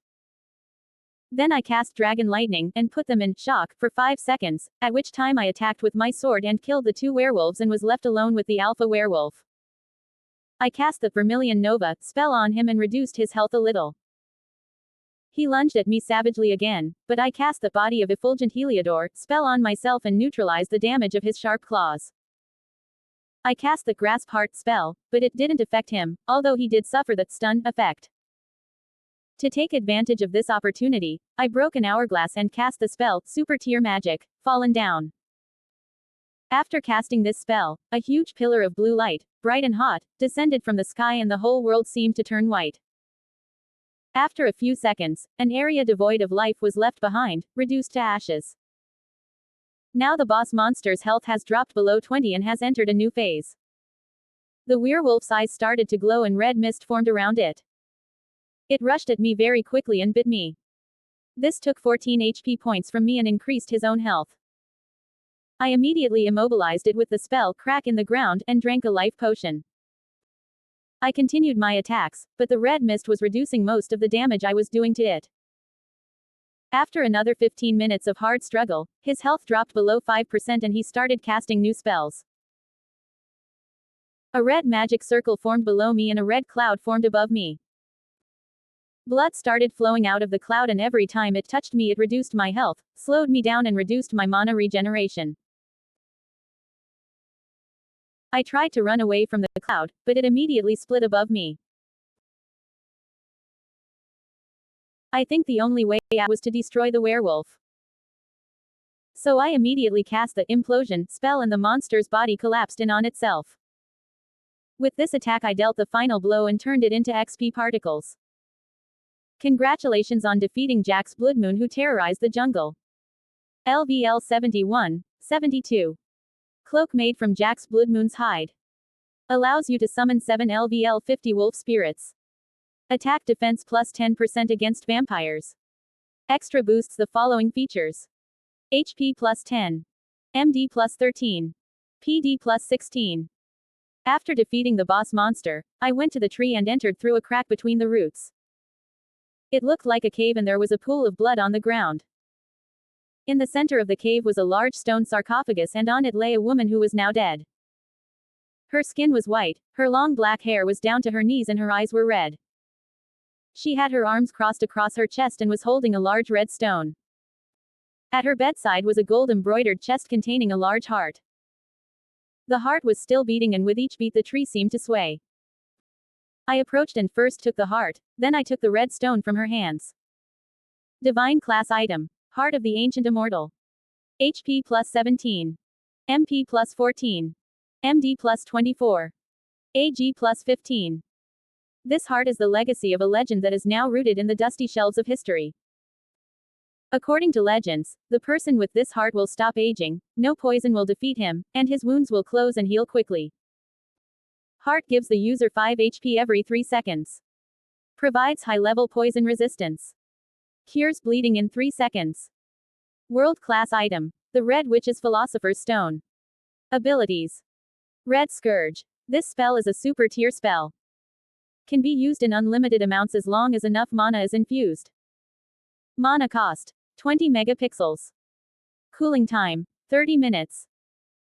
Creates clouds of blood within a 30-meter radius and reduces the opponent's 5 hit points every second in the raining blood slurry. It also inflicts poison, slowing, and reduced vision. Prevents MP regeneration. I took all the materials I could from the bloody tree and walked away to the alchemy guilds. I collaborated with the 3 guilds to craft potions from the ingredients to prepare them quickly. All these potions will give me maximum support in future battles. Ashfall Chernobyl will develop the sword further. HRN_Dreadnought create World Champion Tournament. I left the Alchemy Guild and made my way to the marketplace to sell the other items I had acquired. Suddenly I saw a group of 3 players in front of me and I immediately took my guard against them. One of the players was a Nice Tamer, one was a mage and one was a samurai. The mage attacked me with his Flame Wing spell, the tamer with 2 wolves and the samurai with his katana. I used my sword Energy Impact, MP20, and it worked almost like a super spell, breaking the enemy's spell, killing the wolves and pushing the samurai back. I cast Extend Tier 9 spell, Temporary Stasis, on the samurai, immobilizing him. I took advantage of the immobilization of all enemies to cast my first special spell. Super level spell, Ia Shub Nigarath. An AoE move that unleashes a black whirlwind used to instantly kill every creature in its range. The enemy's perspective. At first our mage felt big vibrations in the mine. So we set up an ambush there and started spying on the group for now, but then we realized that it wasn't a group, but a single hedomorph player. At first we couldn't believe it, so the mage cast a detection spell, but it was really just one person. So we wasted no time attacking, after all we were outnumbered and our average level was more than 50. The items he had were not bad at all, and the most outstanding item was the beautiful light green sword. I had to have it, but when we attacked, that sword flashed and did devastating area damage, paralyzing us. This much damage could not have been normal, and our nerves got the best of us. Die, you fucking hedomorph, I'll feed you to my wolves. Tamer. You ugly son of a bitch, release me now or we will follow you with our entire guild until your character is erased, samurai. Yes, our guild is only 2 kilometers away from here. If you let us go, we will forgive you, wizard. But the man cast another spell, immobilizing me once more. He knew that I would first get rid of the negative status effect. At that moment a huge spell appeared in the air and I knew it was not a good sign. Obviously I was still alive, so I knew I would survive his attack, but I couldn't risk it. Hey, look, we can make a deal. Release me right now and I'll give you 10 high-level HP and MP potions, samurai. Yes. And I'll let you make things from our guild blacksmith at a 30%, no, 50% discount. Anyway, the blacksmith is a close acquaintance of mine, I can give you a 100% guarantee. Wizard. Man, I'll pay you a $50 if you let us go. Tamer. But the spell was still activated and a huge black tornado appeared and we all panicked and started saying whatever we could. Don't do this. You bitch. No. And we're all dead. MC's POV. Level up. 73 to 76. You suffered negative effects. Minus 10% agility. Minus 10% magic defense. Minus 10% mana. To be honest, those bird brains chattered a lot, but in the end I killed them easily. They all dropped one legacy class item. I think this was their only legacy class item. Hee. This made me overenthusiastic. Now I'm going to destroy their guild because they're close to the celestial uranium mine and it's dangerous. I immediately searched for the guild building with the flying spell and found the only building in the clearing. The building was small, probably a weak newly established guild, which was good news for me. I immediately cast energy laser thrust, MP20, with my sword to attack the building. The result was a huge hole in the wall of the guild house, like a tank hitting it, and I killed 4 of the players. The 3 players who had recovered from their surprise tried to charge me, but I quickly cast silent exterior magic, nuclear blast, on the guild building and destroyed them all, including the guild weapon. You killed 10 players in total. Congratulations, you leveled up. LVL 74 to 79. You have been exposed to negative status effects. Minus 20% MP. Minus 20% PA. Minus 20% MA. Minus 20% MD. Minus 20% PD. Attention. Your location will be revealed to each player for 20 minutes. Congratulations on destroying a guild. Fairy tale. Guild's weapon was destroyed by Ashfall Nightshade. The number of people who caused the destruction of the guild, 1. You took the title of Father of Destruction. Maximum number of spells that can be used plus 100. Super tier magic cooldown and activation time minus 20%. I looted everything there and immediately moved away from the area. Fortunately, the guild was set up on the outskirts, away from the city. 20 minutes passed without any problems and I left the game. I woke up in the morning, took a warm shower and prepared dinner. While I was eating, I was surfing the internet and came across a wonderful news story. Yggdrasil World Champion Tournament will start in 1 week. We are looking forward to the participants. I immediately got into the game and got in touch with TouchMe. TouchMe was definitely participating in the tournament and was very excited to fight in the world of Muspelheim. Unfortunately, Buck and Pero were not participating in this tournament. According to them, it was impossible for them to win the tournament, so it was not worth their time.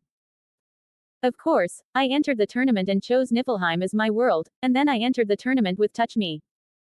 Tournament day. It was now half an hour before the tournament started. I had spent an insane amount of money, time and effort all week, just like the other players who were going to participate, but in the end it was worth it. This is what my character's stats look like now. Name: Ashfall Nightshade. Race: heteromorph. Level: 85. Stats: health point: 75. Mana point: 100 plus 20. Physical attack: 80. Magical attack: 100 plus 18. Physical defense: 73. Magical defense: 80. Agility: 71. Resist: 80. Special. 80. Total. 777. Job classes. World Disaster. 5. High Wizard. 5. War Mage. 10. Battle Mage. 10. Armored Mage. 10. Sorcerer. 10. Racial classes. Nephalem. 10. Arch Nephalem. 5. Doppelanger. 15. Greater Doppelanger. 5. When I last leveled the Nephalem class, I got 3 new powerful traits. Symphony of Sacred Swords. You can create swords around you that cost 2 megapixels and use them as you wish. There is no limit to the amount of swords you can make, and you can make them at once until you run out of mana. Cooldown. 10 minutes. Demonic resistance. Damage you take for 10 minutes will not reduce your HP but will consume twice as much MP. When MP is depleted, it reduces HP by twice as much. Cost. 15 megapixels. Waiting time. 20 minutes. Apocalypse. Divine and demonic energy is compressed into a single point, creating a black hole. This black hole draws MP and HP from all enemies over a large area. Depending on the HP and MP drained, it causes a huge explosion. Cost. 20 megapixels. Cooldown time. 30 minutes. I chose Niflheim as the tournament world and waited until the countdown was over. When the countdown was over, I was teleported into a huge arena. Someone who was clearly the GM started an impassioned speech. Ladies and gentlemen, here is the first battle of the tournament. On one side we have the 122nd ranked. Fit. I want tick _31_69. PFFTT. Ha ha ha, sorry sir, your name is a bit strange. There was loud laughter from the entire audience. Anyway, on the other side is Ashfall Nightshade, who is quite mysterious and powerful. Yes, you didn't hear me wrong, this is the player who is ranked first in the world. There was a loud, "Oh," comment from the audience watching. I can't see the opponent's expression, but I'm sure he's boiling with nerves right now. It's his fault for giving such a strange name. But it's good that he is so angry, he will make more mistakes this way. His game character is human and in the monk class, and I think he's pretty weak. Right now my character looks like a warrior, knight class. I will observe my true strength under this guise and kill him with the least effort and stealth. As soon as the battle starts, the opponent says, "Die. Die. Die." He screamed and attacked me. I counterattacked with my sword, avoiding his attacks. The sword hit him and inflicted bleeding damage. He made a magical fist attack against me and his hands accelerated like a machine gun. I didn't really need to dodge, but I immediately retreated and he kept approaching me. He probably thinks he has me cornered.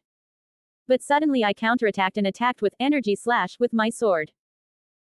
The attack caught him by surprise and the opponent panicked, and after 5 blows, amplified by energy boost, he died. Immediately, celebrations erupted and I teleported back to the White Room. I started to analyze the possible opponents. The biggest threats were the 8th, 10th, 13th and 17th in the ranking. I watched them carefully. After their battle was over, I left the game and spent some time doing chores, then went to sleep. The next match was scheduled for tomorrow. My second match of the tournament started with the announcer again talking enthusiastically. The opponent was a 30th ranked player. From the robes he wore and the staff in his hand, it was easy to tell that he was a wizard.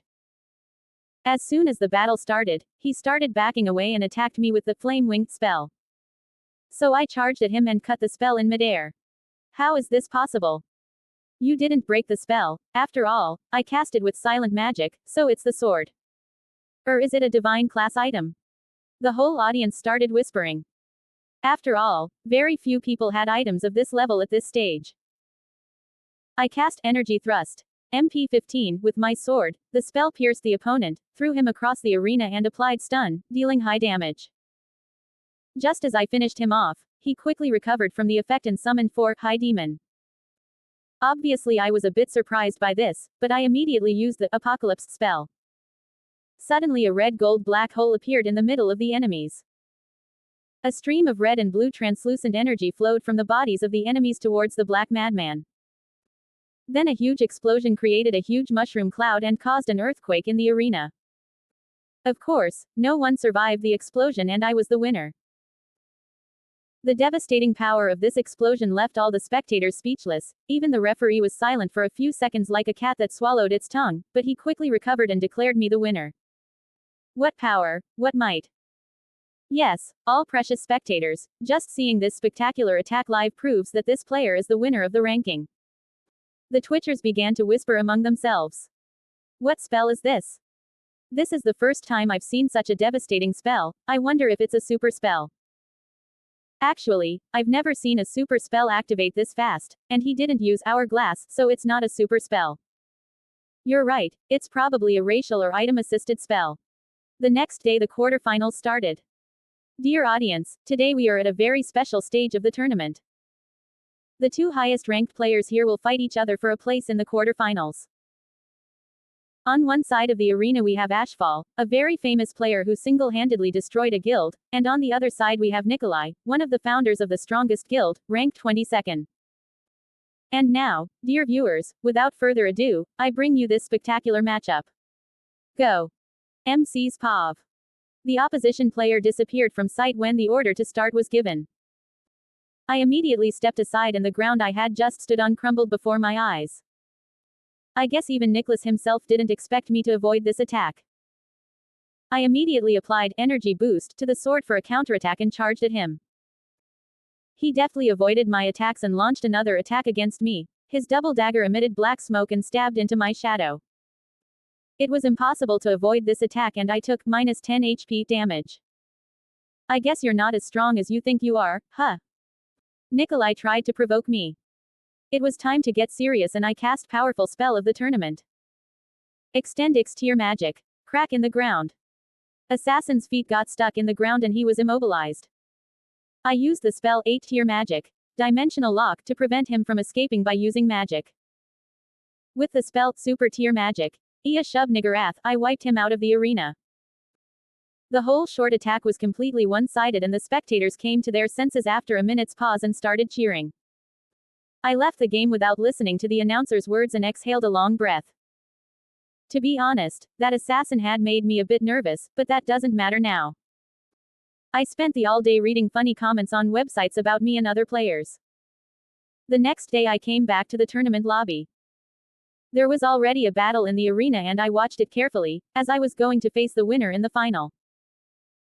The battle was between the 10th and 8th players in the world ranking, and after a long time the winner was a paladin named Conqueror, the 8th in the world. Now it was my turn to fight and I teleported into the arena. My opponent was Yamada, an archer of the elven race. Ladies and gentlemen, the outcome of this battle will determine who will fight in the final. Obviously I'm not going to tire anyone out with talking, so let the war begin. MC. POV. As soon as the battle started, the elven archer launched a powerful attack from afar. The tip of his arrow glowed rainbow-colored and turned into a huge magical spear, firing at high speed. I tried to dodge but my spell was broken, so I used defense from 5 corners with my shield, but the incoming arrow shattered the shield and dealt tremendous damage of minus 30 HP. I used energy thrust with my sword, but he narrowly avoided the attack and fired 3 arrows at me. The arrows hit the shield made of magic and I cast Extend X tier magic, Tempest first, dealing a small amount of damage and restricting his vision. I then activated energy boost and attacked him with my sword. He dodged all of my sword strikes and counterattacked with the magic dagger. Our weapons collided in midair, but I emerged victorious and plunged the sword into his chest, poisoning him. He tried to run back, but I used the spell Symphony of Sacred Swords, and 35 swords appeared in the air like a glowing cross. At that time, my figure looked like a sword god who had risen up against the world. The whole arena was silent, as if the essence of sound had succumbed to this power and fallen silent. All of the swords pointed their tips at the enemy and launched a relentless attack on the enemy. Yamada parried the first few attacks, but the remaining swords skewered and destroyed him. What a great battle. For a moment I thought Yamadan would win, but Ashfall destroyed him in a very spectacular way. I wonder what other trump cards this man has up his sleeve. Again the announcer ended the tournament with a few words of encouragement and I searched the websites for information about my opponent. Conqueror's biggest trump card was his power called Holy Flame. This way he could do a large-scale AoE attack on demons, undead and skeletons that did a lot of damage. I was a little worried about the battle, but I was confident. Meanwhile, on another site there was a bet on who would emerge victorious. The odds said I had a 63% chance of winning, and the money was on the line. So I took the bet. And bet a very large sum of money and went to bed and fell asleep. Tomorrow I waited until the tournament started. Finally the time came and I was teleported to the arena. The moment has arrived. Today the champion of the world of Niflheim will be crowned. Both sides have emerged victorious from their previous fierce battles, but who will win in the final? Now let this final battle begin. Conqueror immediately attacked me using the Holy Smite spell. I blocked the attack with defense from 5 corners, and counterattacked with super tier magic, fallen down, using hourglass. This time his shield flashed and redirected some of the incoming attack at me, causing -11 HP damage to my health bar. This time I attacked with every silent X tier magic, call Greater Thunder spell. Many lightning bolts converged in the air and hit the Conqueror with great speed. The Conqueror used his shield at the last moment, but it dealt him great damage. In an instant he teleported to my side and slashed with his glittering sword. This attack ignored my defenses and dealt -14 HP damage. I cast instant death using X tier magic, Grasp Hearth, but he resisted.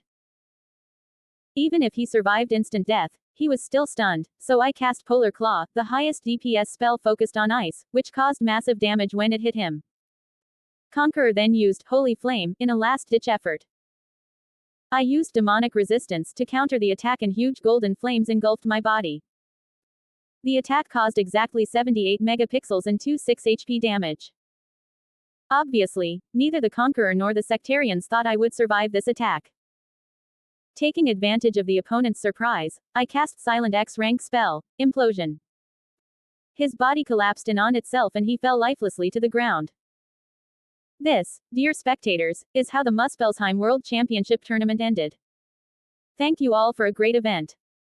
Now I would like to ask your permission to award the prizes to the winners.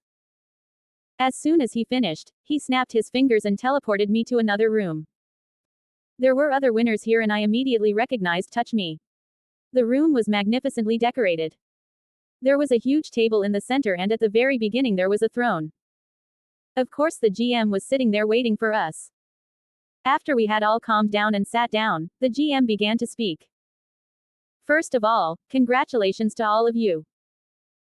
Now, one by one, tell me the characteristics and background story of the item to be recreated or modernized and I will give you 30 minutes to think about it. Now relax and think carefully. After 30 minutes that felt like a year for everyone, the champions presented their items to the GM. As each person received their World Champion class items one by one, the number of players in the room decreased. Finally it was my turn, but I hadn't come to a decision yet, so I asked for a postponement. The GM thought about it for a while, but finally agreed with my decision. After I left the GM room, I received a series of notifications. Obtain World Champion class. You completed your mission. You have a new mission. The hidden enemy among us. You must now use the Pearl of Despair item to become an Earth enemy. No one will recognize you as an enemy of Earth when you transform. Of course, after all these pluses, I use the World class item. Please choose the type of world enemy you want to be from Dragon, Angel, Seven Sins, Buddha and Celestial Lord. Congratulations! You are now a Dragon-type world enemy. You have obtained all the attributes belonging to mighty dragons. As you upgrade your world enemy class, your dragon will grow bigger and more powerful. You can now use Dragon Breath. After unlocking the Shapeshifting class, you can transform into a dragon.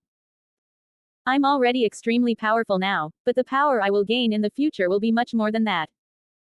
As I was thinking these thoughts, Touch Me, Buck, Pero approached me. Touch Me was wearing her new armor and shining brightly. They all congratulated me at the same time. Congratulations, Ash-san. You fought some truly epic battles. Show me your World Champion class item. I couldn't see what it was because you were the last one left. Touch Me informed me, very curious and excited. I lied to him, telling him it was a secret, and I passed it off. Buck responded with a HMPH. Pero tirelessly peppered me with questions for minutes, and Touch Me patiently nodded and commented. I am waiting for your ideas about the tournament prize. HRN_Dreadnought Creators Thoughts. 7 comments 0 vote. Abyss of Nazarick. 1 week later. Ashfall is currently scouting a dungeon alone. But 2 hetemorph players come out of the dungeon and walk away. I think they have cleaned this dungeon, and judging by the way they are moving away so fast, they have got a good item. There are only 2 of them and they are not in good condition. I will kill them and steal this item. First I used the spell Dimensional Lock, and destroyed any possibility of them teleporting away. Then I attacked the first target with the spell Call Greater Thunder. Many of my lightning bolts converged in the air and shot towards the player. The player who hadn't noticed me yet died the moment the lightning hit him. The other player reacted instantly and wanted to use a teleport item, but his teleport spell broke.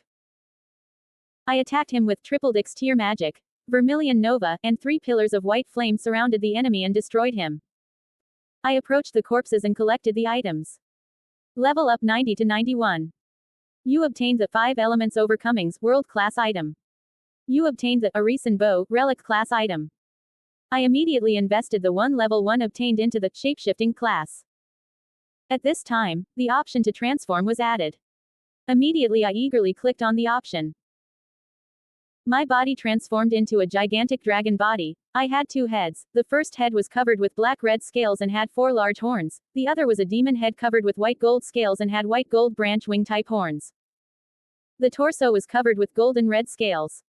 All my stats experienced an extreme increase. I withdrew my transformation. It had a cooldown of 1 day, but I'm sure if I upgrade the Shapeshifting class 1 can increase the dragon's power and reduce the cooldown of the transformation. I focused my thoughts on the World Class item and used 5 Elements Overcomings. 5 Element Overcoming used. Meeting with GM arranged. A calm voice started talking to me. Player Ashfall Nightshade can use this World Class item to make changes to the game system. What is your request? I want to strengthen my Doppelganger class and create a new class that can use 100% of the power of the class it copies. I also want the Doppelganger class to be removed and integrated into the Greater Doppelganger class. There was a pause for a few seconds. I think he was arguing with a few other people, but finally he answered me. Your request is accepted. We will create such a class for you and send it to your inbox when you are level 100. Obviously this is going to take more than a month, but I'll put up with it. It's now a month after the World Champion Tournament event. During this time, we teamed up with Touch Me to level up and help hetemorph players. We even rescued 8 members of the Future 9 Zone goal. At the moment, Touch Me and I were sweeping the jungle and building up Express. Suddenly, I heard the sounds of battle, so I alerted Touch Me and we headed over there. First, we observed the battlefield from a distance, but what I saw completely surprised me. A poorly dressed skeleton was being surrounded and bullied by 5 players. I knew Touch Me wanted to teach them a lesson right now, but I stopped him. Touch, wait a minute, I want to take care of them. I'm mad as hell right now and I want to vent all my hate on them. Touch Me was silent for 5 seconds as if he was in a dilemma, but then he responded to my request and I took the opportunity to attack them all.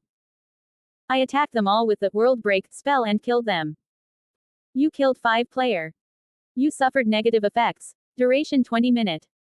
MD minus 20%. MA minus 10%. PA minus 20%. Level up.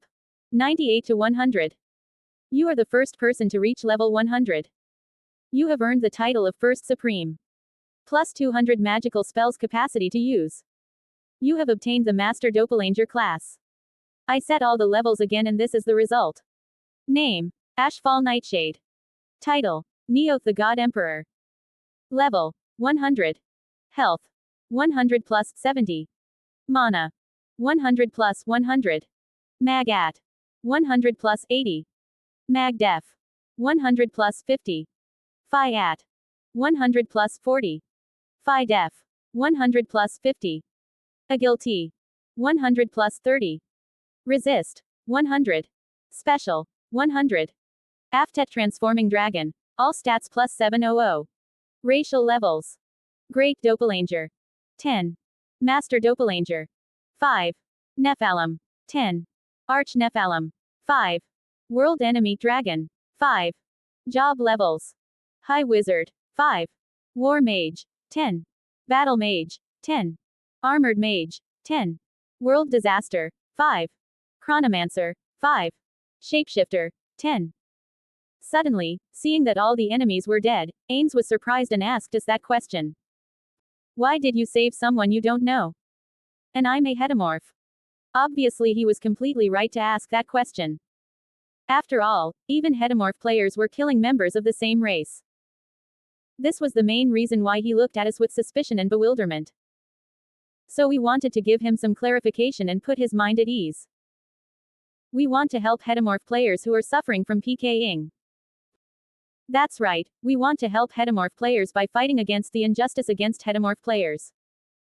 After a few words like that, Ains started to get closer to us, completely relaxed.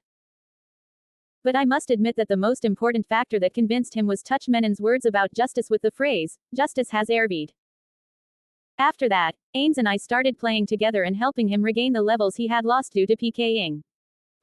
This cooperation between 10 people brought us closer and we decided to form a clan together. Of course, the name of the clan was chosen as 10's own goal, with my suggestion. There was some indecision about whether I or Touch Me would be the clan leader. After all, we were both the original founders of the clan, but I was a little bit more prominent, because the idea of forming the clan had a positive influence on the others by taking the lead on the name of the clan and some other things, but I made a suggestion to take it a little bit further. I think I should have a friendly match with Touch Me for the election of the clan leader, so that we can make a fair decision and dispel any suspicions to the contrary. My idea was considered by the whole clan for a few minutes and they liked it. Touch Me himself liked the idea the most, as it would take a burden off his shoulders, and as a fair choice, it was an idea that appealed to everyone. Obviously, everyone except Touch Me saw our strengths as almost equal. In the end, we both held the title of world champion, but the outcome of the battle was my overwhelming and undisputed victory. Thanks to classes like Nephalem, World Enemy, World Disaster, I was able to cheat the game limits and no one could figure out where all that power came from.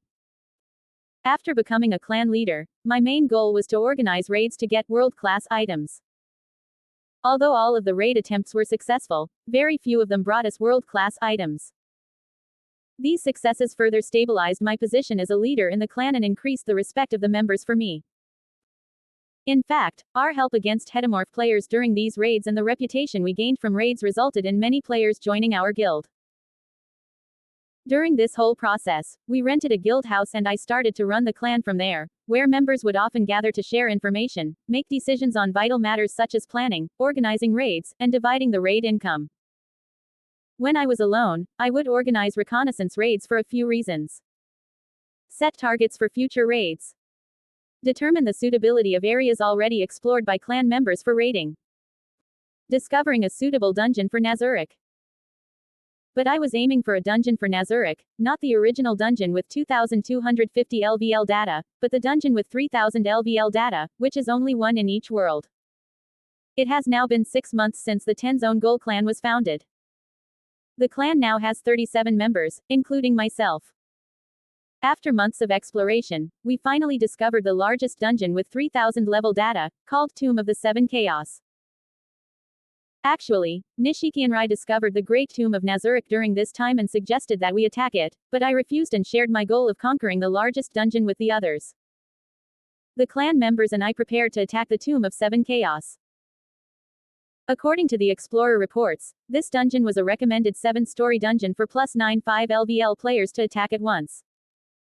According to the raid plan, our group will be divided into 6 legions of 6 players each. Each legion would attack one floor and I would attack the last floor alone. We were given a day to prepare and everyone started to do their best. Tomorrow finally arrived and our raiding party assembled at the entrance to the dungeon. The finishing touches were put on the plan and half an hour later our attack began. I brought with me the world item Blessing of Mana. I immediately attacked the last floor and summoned a 3-legged crow with the Bleed of Yatagarasu spell. The 3-legged crow showed me the easiest way to enter the heart of the dungeon and I reached the boss room without much difficulty. There were 5 purple dragons inside and one of them was bigger. Floor boss world enemy clone Blitz LVL 100. I attacked first and used the Grand Catastrophe spell. I destroyed 4 LVL 90 dragons and damaged the boss monster. I used the Grasp Hearth spell, but as I expected, he didn't die. However, he was stunned by the effect of the spell and I took this opportunity to cast super tier magic, Fallen Down. But he took very little damage from the dragon attacks and counterattacked. It lifted into the air, purple lightning crackled on its scales, and dove at breakneck speed. On impact, a huge orb of lightning appeared and created a giant explosion.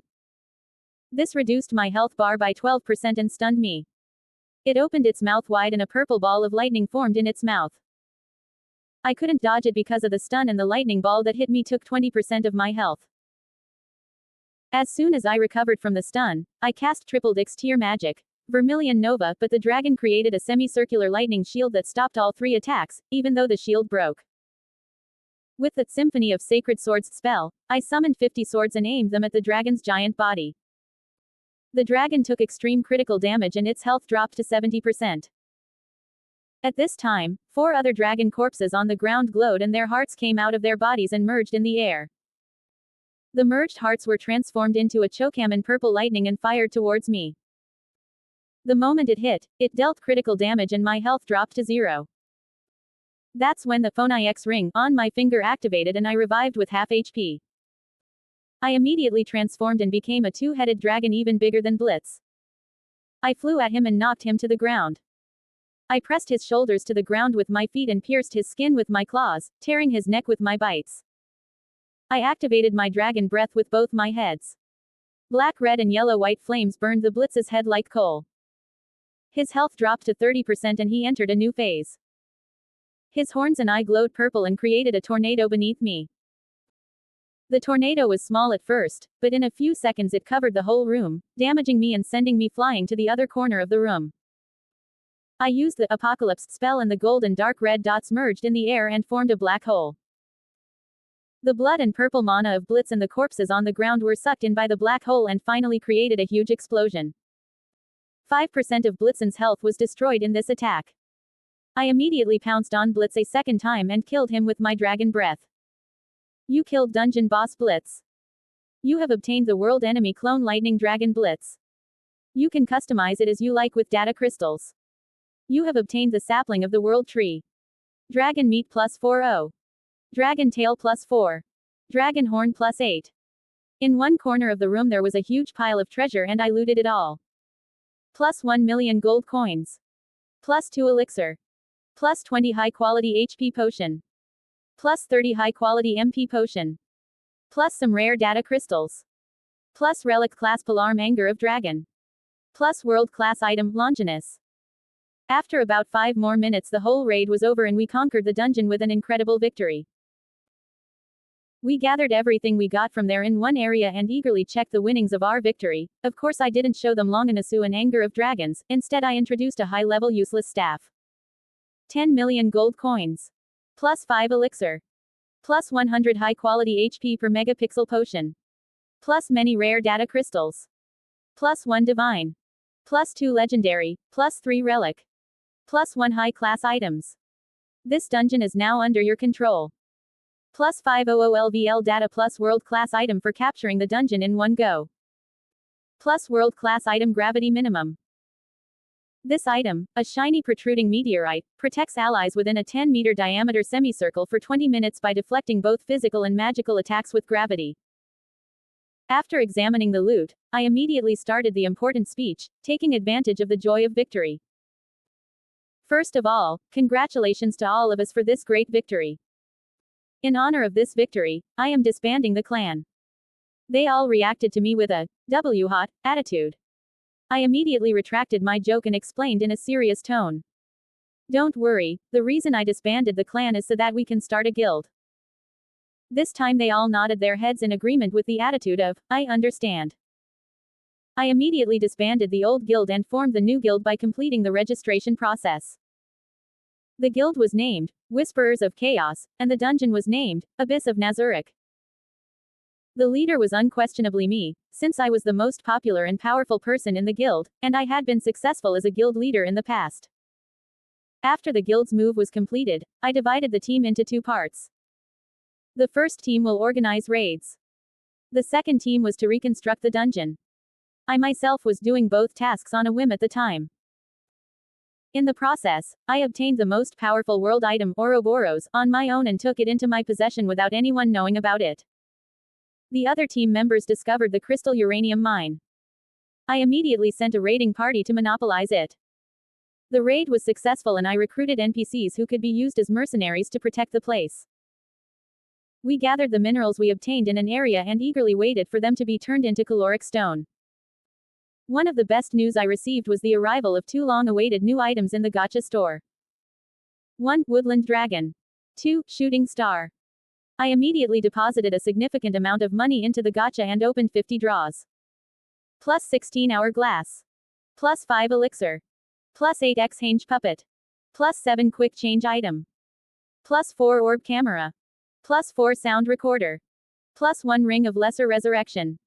Plus 3 Shooting Star. Plus 2 Woodland Dragon. I was very satisfied with these great results. Meanwhile, Yamaiko won the Shooting Star ring in one go. Momonga, however, has spent all of his money and tried again and again, but so far he has not been able to obtain this ring. I'm thinking of shredding woodland dragons for my future dragon NPC. The dungeon floors have been improved. According to the plan, the number of floors was increased to 11. The floor formation plan was as follows. I3 floor cemetery. Everything is the same as in the original Nazuric. Level 4 mountainous canyon. This floor has a day and night cycle. The artificial sun appears during the day, and the blood moon at night. Each side of the canyon is home to 2 different races. 1. The Holy Church, a huge church of angels. There is a pecking order inside, from the lower angels to the higher angels. On the surface they worship all the supremes, but in reality they see Ashvali as their true god. 2. Demon Fortress, a residence with a more organized hierarchical system of demon society than the demons on the 7th floor. The demons in the castle worship all the supremes like the church, but they recognize Ashvali as their true god. Both sides maintain harmonious and friendly relations. This is mainly because Ashval designed them this way, and as evidence to support this, he himself is of the Nephilim race, a combination of both angel and demon races. This way both sides will never question each other. B Floor Glacier. Everything is the same as in the original Nazuric. The differences are that it has a weak sun and a large moon for the day-night cycle, and it is slightly larger to have an additional space for a new floor guard. This area consists of forest with a tundra climate type and dense pine trees. At the border where the forest ends and the glacier begins is the wood villa of the new floor guardian. B Floor Forest. This is the most advanced floor with the largest area and the most advanced floor with the sun, moon, stars, wind, rain, seasons. This floor has been prepared with a lot of money, time, labor and contribution of all members. In the center of the area is a huge sacred tree and lake. This floor is the wildcard floor in the dungeon and the most powerful floor. The aim is to destroy the enemy before they move to the next floors. Powerful races like elves, beastmans, oni, dragons live here. This floor has areas such as the amphitheater, mangrove forest, etc., which existed on the original 6th floor. 7th floor lava. Designed as in the original. 8th floor wilderness. This floor was not originally designed as the last line of defense, but most of its power was added to the 6th floor. The wild area randomly creates many types of plants, animals, monsters for farming. There is a large temple in this room and it houses 3 NPCs. X floor royal suit. Designed as in the original Nazuric. X floor throne room. Designed as in the original Nazuric. 11 floor, Ashval's personal room. On this floor were rooms containing Ashval's personal belongings and treasures, and empty rooms for future use. Only Ashval and those with his permission, NPCs, are allowed on this floor. Check the comment for dragon heads. HRN_Dreadnought Creators Thoughts. 33 comments 0 vote. Ashval's main equipment. It has now been 2 years since the guild was founded. During this time, we put a lot of effort into creating the guild weapon, the Dominion of Chaos, which was originally made in the form of a staff. But it was made from 10 divine class spheres: sun, moon, earth, fire, thunder, water, time, holy, demonic, spiritual, Chernobyl, and 10 caloric stones and other precious materials. I even added a world item to upgrade this item. The main purpose of the upgrade was to add the 11th orb world-class item, Wishing Star, to the center of the staff. This item was actually created by the GM for the tournament reward +5 shooting star plus $. This allowed you to use the Wish Upon a Star spell 10 times a month, surpassing even the shooting star ring. You can even wish for 10 wishes at the same time to cast Extreme Wish with 10 times the power of the original spell. As an upgrade, I added the ability to change form at any time and transform into different weapons. We added extra features to the weapon to prevent it from being stolen and broken, and I spent all the remaining options on increasing its power. I added the following text to the background story. This weapon is made from the essence of chaos and responds to its owner's desire, doing whatever he desires as long as he is able. Now this weapon surpassed the world-class item in power. Even GM had a hard time approving this weapon, but money opened the door to the mind and he agreed. I was now using this gun as my main weapon. The armor looks very similar to the armor Momin uses. But it is more decorated with gold and precious stones, and has angel, demon and dragon motifs. All of Ashfall's items can change their shape and their power remains unchanged. Items I use as armor. Stronghold Crusader. Type. Divine Class Helmet. Stat buffs. Heath +20. Mana +40. Resist +30. Mag Def +30. Phys Def +30. Background story, lore. This helmet is the material embodiment of the anger, despair and despair of all the Crusaders, efforts and defeats. Special abilities. Bitter Truth. This special deals all kinds of mental damage to the opponent and protects the wearer from such attacks. Perfect Vision allows you to use more advanced versions of spells such as Lead of Yggdrasil. God's Eye. Remote Viewing. Planar Eye. Locate Object. Tremor Sense. Night Vision. Thermal Vision automatically and at no cost. Name. Elderguard Cuirass. Type. Divine Class Body Armor. Stat buffs. Health +20. Mana +30. Mag Def +20. Phys Def +50. Background story, lore. Made from the body parts of Beryl, Aquamarine, Heliodor, this armor makes you physically invulnerable. Special abilities. Invincible passively stops any physical attack. Honeycomb of Mana, a sphere of hexagonal shields with extreme strength against both physical and magical attacks. Name. Hellwalkers. Type. Divine Class Boots. Stat buffs. Health. +10. Mana. +20. Mag Def. +20. Phys Def. +20. Agility. +50. Background story, lore. This shoe embodies the desire of beings in hell for escape and salvation. Special abilities. Safe Passage allows you to travel through adverse conditions such as air, water, lava, sea, etc. without taking damage. Cheater Flash allows you to teleport short distances without stopping. Name. Jax Bloodmoon's Revenge. Type. Divine Class Cloak.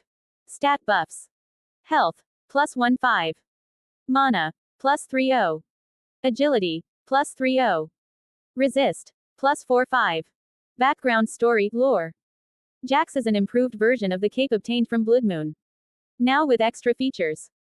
Unperceivable renders the user sensually and magically unidentifiable and imperceptible. Friend of Moon allows you to summon 7 LVL 80 Fenrir spirits. Attack defense +30% against vampires. Rings. 1. Shooting Star. 2. Name. Divine Class Master Occultist's Ring. Background story, Laura. Improved version of the Occultist Ring. Stat buffs. Magat. +30. Mag Def. +30. Special abilities. Maximum number of spells that can be cast while wearing this ring +300. Super tier magic cooldown and activation time -30%. 3. Phonai X Ring. 4. Name. Divine Class Baphism by Mana. Background story, Laura. Made of crystallized mana, this ring provides extreme mana regeneration. Stat buffs. Mana recovery. +50%. Mana. +60. Special abilities. Full magazine. There is a 30% chance that the spell you cast will not expend mana. Mana Curse. This curse doubles the opponent's mana expenditure. 5. Name. Divine Class The Cold Taste of Vengeance. Background story, Laura. Tired of PKing, mining, deaths and boss monsters? To help you forget all that, we're serving you the most delicious food in Yggdrasil, but the only problem is that it's a bit cold. Stat buffs. Critical damage chance. Plus 30. Critical damage. Plus 30%. Thorned Rose reflects back 30% of the opponent's attack. No weakness, no one can hit you for critical damage. 6 world-class item Ring of Yin-Yang Palm. Celestial Palm sends a devastating palm strike from the sky once a week, dealing AoE damage equivalent to a super tier spell. Balance of Yin-Yang. This spell can only be activated when you are with an ally of the opposite sex. With this spell, attacks against Yang will return HP to Yin and attacks against Yin will return HP to Yang. 7. Divine Class Item Cyberpunk. Background story, Laura. A system of attacks against a chubby guy with slanty eyes. But it's a bit pricey, because there's no rose without a thorn. It might look a bit like your ex-wife. Special abilities. God's Punishment. Gugnir allows you to destroy enemies with a mana-filled metal stake launched from a satellite. The area of effect is 1.5 times that of Nuclear Blast, and the damage is 5 times. However, using this attack will cost you 500 Yggdrasil gold or an equivalent item. ACS Jarvis Advanced Combat System, Jarvis. A customized version of the Yggdrasil system for combat. It is now equipped with many functions such as calculating the short future, the area where the attack will hit, and the weather, etc. 8. Name. Divine Class Terror of Wraith. Background story, Laura. When your hidden rage is unleashed, terrorize the enemy ranks. Every drop of blood will sharpen your anger and in the end, the bloody canvas painted by you will be the proof of reality. Stat buffs. Phys at. Plus 60. Special abilities. Bloody Mary random stat increase plus 1% for each creature you kill. First contact. Each attack you hit without being detected deals 200% damage. 9th name. Divine Class Item Insignia of Void. Background story, Laura. This ring, which contains a piece of the void, can greedily swallow everything and seal it. Special abilities. I am too weak allows you to limit your power by sealing it. Absolute Seal seals the enemy's job level. Divine Class Shield. Wall of Holy Wings. Special abilities. Absolute Protection provides a 360 degrees shield of protection with a diameter of 3 meters. In addition, this shield provides double bonus protection against attacks from demonic and undead beings. Guardians of Sanctuary. The shield's wings open and a cherubim gatekeeper is summoned. This summoning cannot be stopped. Divine Justice. Each hit to the shield deals area damage filled with divine power. Stat buffs. Mag Def. Plus 30. Phys Def. Plus 30. Divine Class Axe. Name. Divine Bastion. Special abilities. Companion of the Tribunal. If you kill an enemy with a single blow, another random enemy is destroyed. Armor-piercing prey stabilized sacred laser APPSSL, a laser attack of white sacred flames pierces everything from the tip of the axe at the top.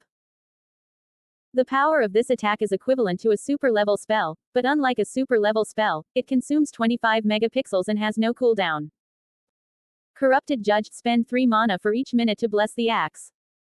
This blessing adds armor penetration, burn, corruption, critical damage, bleed, plus 50% damage to attacks.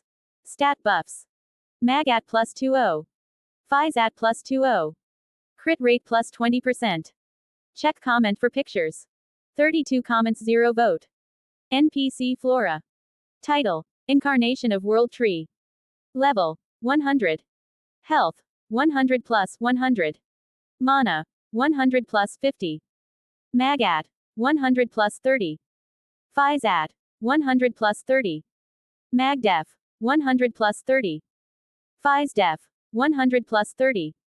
Agility. 100 plus 20. Resist. 100. Special. 100. After drawing strength from the World Tree, all stats plus 150. Exception health plus 200. Racial levels. Dryad. 10. Enchanced Treant. 10. Crazed Dryad. 5. Sapling of Yggdrasil. 5. Elden Tree of Yggdrasil. 5. Job levels. Myrmidon. 10. Dark Druid. 10. Geomancer. 10. World Connector. 10. World Guardian. 10. Mother of the Plant Biome. 5. Forerunner of Rot and Decay. 5. Living Nature. 5. Background Story. Laura. Created as an incarnation of the World Tree, Flora is the second most powerful NPC in Nazuric. Shattered and imprisoned in Nazuric, Flora was rescued by Ashfall during the conquest of Nazuric and quickly recovered after the tree was planted and cared for in fertile soil on the 6th floor with Ashfall's help.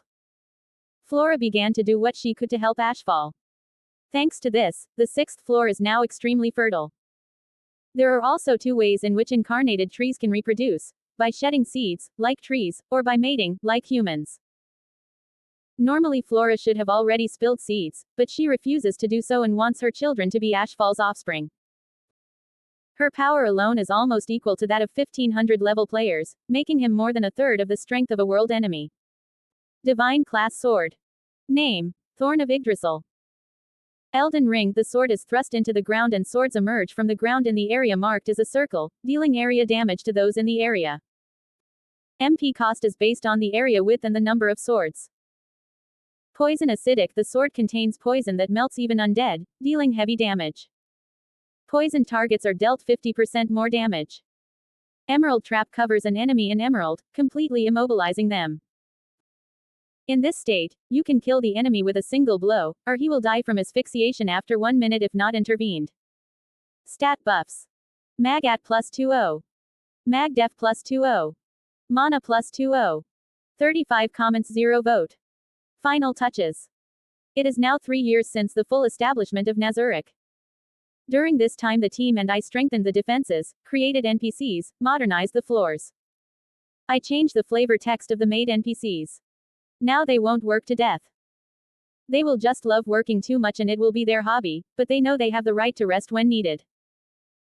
I played a big role in the creation of all the NPCs, helping and manipulating all the Supremes to make them the way I wanted them. I took special measures against Bukbuchigama in particular. Even before she could create her NPCs, I summoned her to my side and asked her to help me create NPCs, and in return she would have half rights to the NPC. Within this half right I gave her the NPC's name, race, clothes, personality, class choice and deprived her of the appearance part, which was essential for me. As a result, Aura and Mare were conceived as young twin sister dark elves. My next target was Perochino.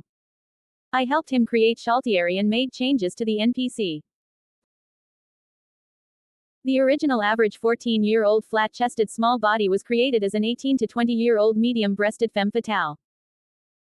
In addition, fetishes in his mindset were added as fantasies and he was made to have sexual conversations with his brides instead of sexual intercourse.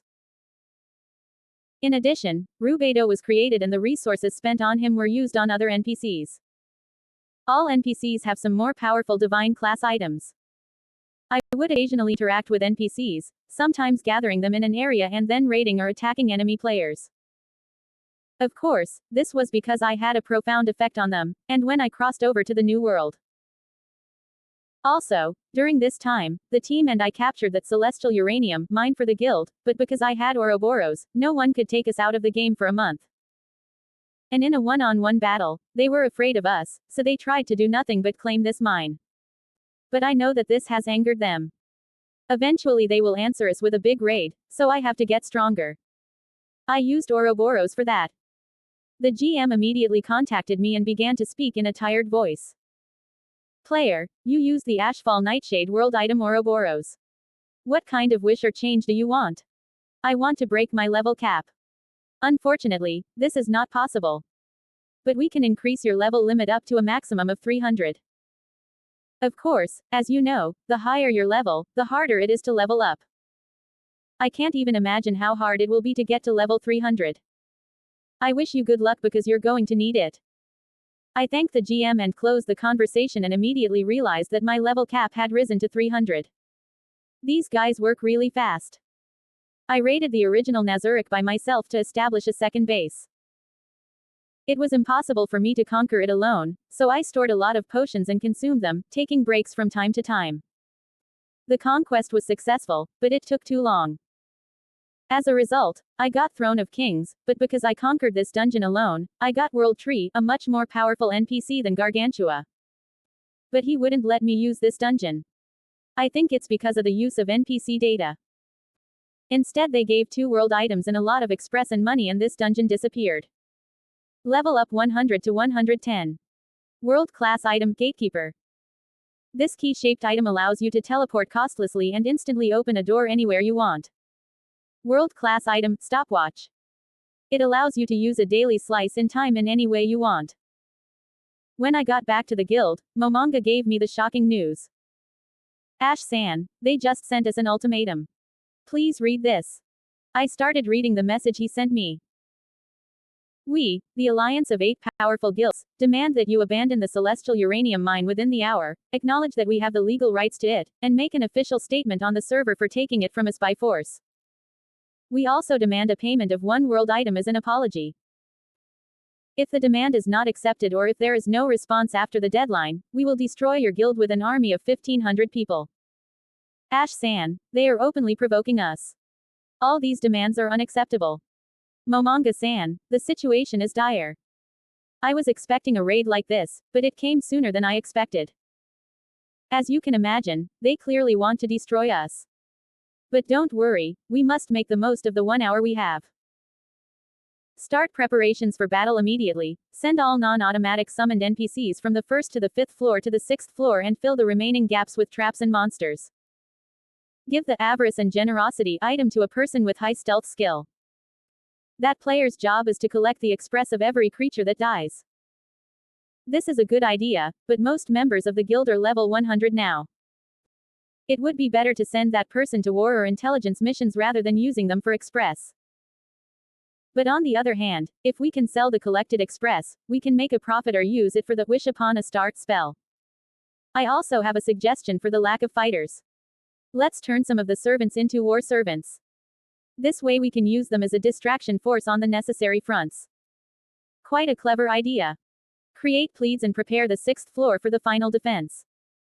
We spent an hour preparing to the maximum, and by the time it was over, a large army had gathered at the entrance to the guild like flies to shit. As soon as the clock struck 1 minute, the attack began. The front part of the attacking force was made up of NPCs and monsters, the middle part was made up of low-level players, and there was no unity between them. As a result, the defenses on the first 3 floors melted all the weak NPCs, monsters on the front line.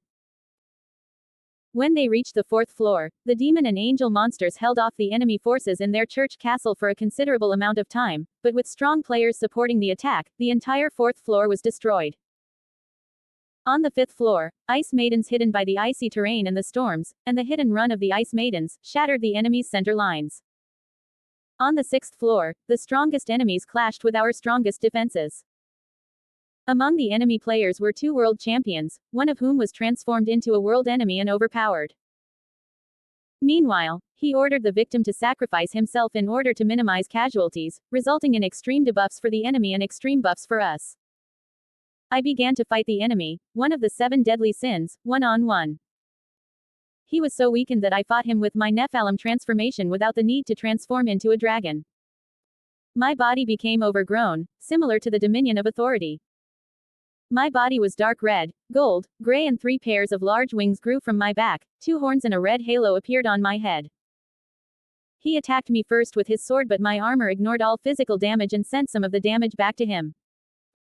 For the counterattack, I created 100 sacred swords with the power of Symphony of Sacred Swords and turned him into a hedgehog. The enemy got angry, broke hourglass and attacked me with the spell Fallen Down. I used the Cheater Flash spell repeatedly to teleport away from the point of attack. I used the Vermilion Nova spell to attack him, and the already powerful spell caused devastating damage due to the items on me and pierced the enemy's protection spell, dealing critical damage. Before he could recover, I cast Grasp Hearth, and of course the instant death spell didn't work, but he was stunned. I took the opportunity to cast God's Punishment, Gugnir, and spent 500k gold. The clouds in the sky were pierced and the enchanted metal spear hit the enemy's body. The explosion killed many players, including world enemy, and heavily damaged the area. After this attack, the few remaining enemies lost all will to fight and surrendered, but we slaughtered them. But it didn't end there. I ordered the guild members to attack the now weakened enemy guilds. After all, we had to get to the root of the matter. For myself, I used the Gatekeeper item to teleport to the reborn world enemy, killing him over and over until he was down to level 4. I killed him with a single blow. His account was deleted as soon as he died because he was below level 5. You defeated a world enemy. Yggdrasil is now safe. You obtained 3 world-class items, Seeds of the World Tree. The next few days after this event were all about the destruction and pillaging of enemy guilds. All 8 guilds collapsed and hundreds of players were hunted down until their accounts were wiped. We got so much loot that we used a few divine class items in the crafting of our items, and every floor guardian got all 10 of their items divine class items. We also got 5 world-class items, but the most important thing for me was getting to level 300 using the cosmic amount of express stored in the avarice and generosity item. Despite the huge amount of express spent, there was still a lot of express left and I divided it in half and stored it in 2 magic orbs. I placed the orbs in the center of the church and castle on the 4th floor. I used all the levels I earned for job classes. Name: Ashfall Nightshade. Title: Neoth the God Emperor. Level: 300. Health: 100 plus 200. Mana: 100 plus 500. Mag At: 100 plus 300. Mag Def: 100 plus 350. Phi At: 100 plus 300. Phi Def: 100 plus 300. Agility: 100 plus 250. Resist: 100 plus 200. Special: 100 plus 200. After transforming with max potential, all stats plus 1000. Racial levels: Great Doppelanger 10. Master Doppelanger 5. Nephalem 10. Arch Nephalem 5. World Enemy Dragon 5. Devourer of the World 5. Limit Breaker 5. Beyond God 5. Total 50. Job levels: Key Master Spiritual 15. Exorcist 15. Cleric 15. Sorcerer 15. Unholy Knight 15. Dragon Adept 10. Overt Dragon 10. War Mage 10. Shapeshifter 10. Dark Knight 10. Almancer 10. Martial Adept 10. Keymaster Elemental 10. Purifier 10. High Cleric 10. World Disaster 5. Chronomancer 5. High Wizard 5. Blackguard 5. Abyss Lord 5. Martial Lord 5. Paladin 5. Paragon of Virtue 5. Dragon Slayer 5. Young Master Spiritual 5. Holy Banisher 5. Valkyrie 5. Weapon Master 5. Total 250. Time skip. After a 12-year run, the Yggdrasil game has announced its closure. Although the game was extremely popular at first, better games came along and eclipsed it. More and more players quit the game and the number of players decreased. The game makers tried their best, but they couldn't stop the game's decline. Our guild was affected by all this and members returned their items to the guild armory and deleted their accounts. Eventually it got to the point where I played the game alone for weeks. Actually, the players quitting and the collapse of Yggdrasil helped me the most. I've bribed GMs to get items I wouldn't normally get, I've gotten world item codex, and I've even spent a lot of money to get GMs to upgrade my items. After all, no one would put effort into a game that was 100% going to fail, and the GMs saw my bribes as their last winnings in this game. Sometimes they asked me why I was spending so much money on a game that was going to die, but I brushed them off with answers like, I love this game so much, now I want to enjoy my last moments with it. Thanks to my efforts, there were 20 world-class items in the guild and 15 in my personal storage. The guild with the most world items after us had 3 world items. Furthermore, my items became so powerful that each one of them alone had the power of a world item. I'm sitting at the round table on the 9th floor of the Abyss of Nazuric Tomb, chatting with Hero across from me. Momonga wasn't in the game. Of course it was because of me.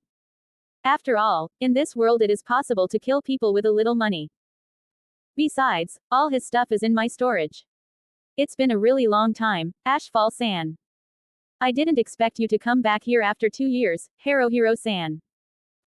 Actually I was expecting it, but I want to pretend to be surprised and play with you for the last time. When are you going to fuck off? I still have to go and round up all the floor guards. Has it been that long? This is bad. My perception of time is distorted by overtime. Please don't wear yourself out so much. How is your health? My body is already worn out. Oh, I must run. I'm getting sleepy. I have a shift tomorrow. Have a good rest. I'm actually surprised that Nazarick still exists. You've done well as a guild leader. What do you think, pimp? I will live in luxury in the new world while you go and exhaust your body by overworking yourself with overtime. Nazarick has come this far thanks to the efforts of all of us. I hope we'll meet again somewhere. As soon as the protagonist exited, I immediately went to work and gathered all the important NPCs and brought them to the throne room. I gave the command, stand by, and sat on the throne and started to look at the NPCs. These are your last moments as NPCs. Make the most of it. I checked the NPCs for the last time and put the finishing touches on them. I deleted the word bitch from Albedo's flavor text and added the phrase Albedo secretly developed a secret affection for Ashfall and fell in pure love with him, but she could not admit it. But she does his best to be worthy of him. I gave the command, kneel before me, and NPCs kneeled along the throne on the left and right. The clock started counting down the last 5 seconds. I closed my eyes and started counting inside. 5, 4, 3, 2, 1. As soon as the countdown was over, a chill ran through me and I felt like I was being filled with power. When I opened my eyes, I immediately checked the command panel. There was no command panel. I was really teleported to the new world. Please see the comments section. SHALTIER photo is there. 20 comments 0 vote. NPC Harmonia. Title: Princess of all Elementals. Level: 100. Health: 75. Mana: 100 plus 20. Magat: 90. Physat: 60. Magdef: 80. Phyzdef: 60. Agility: 80. Resist: 100. Special: 100. After transforming all stats plus 100. Exception: Mana plus 200. Racial levels: Elf: 10. High Elf: 5. Elemental Spirit: 10. Primal Spirit of all elements: 5. Total 30. Job levels: Gogyotsukai: 5. Elemental Master: 5. Soryo: 5. The Bow Sovereign: 5. Elementalist: 10. Spirit Shaman: 10. Elemental Archer: 10. Marksman: 10. A Law of Nature: 10. Total 70. Background story: Laura. The daughter of an elemental king and an elven queen, Harmonia was born with the perfect blend of genes from both races. She surpassed even her parents in strength. But her power made the other races extremely uncomfortable, and this discomfort led to war.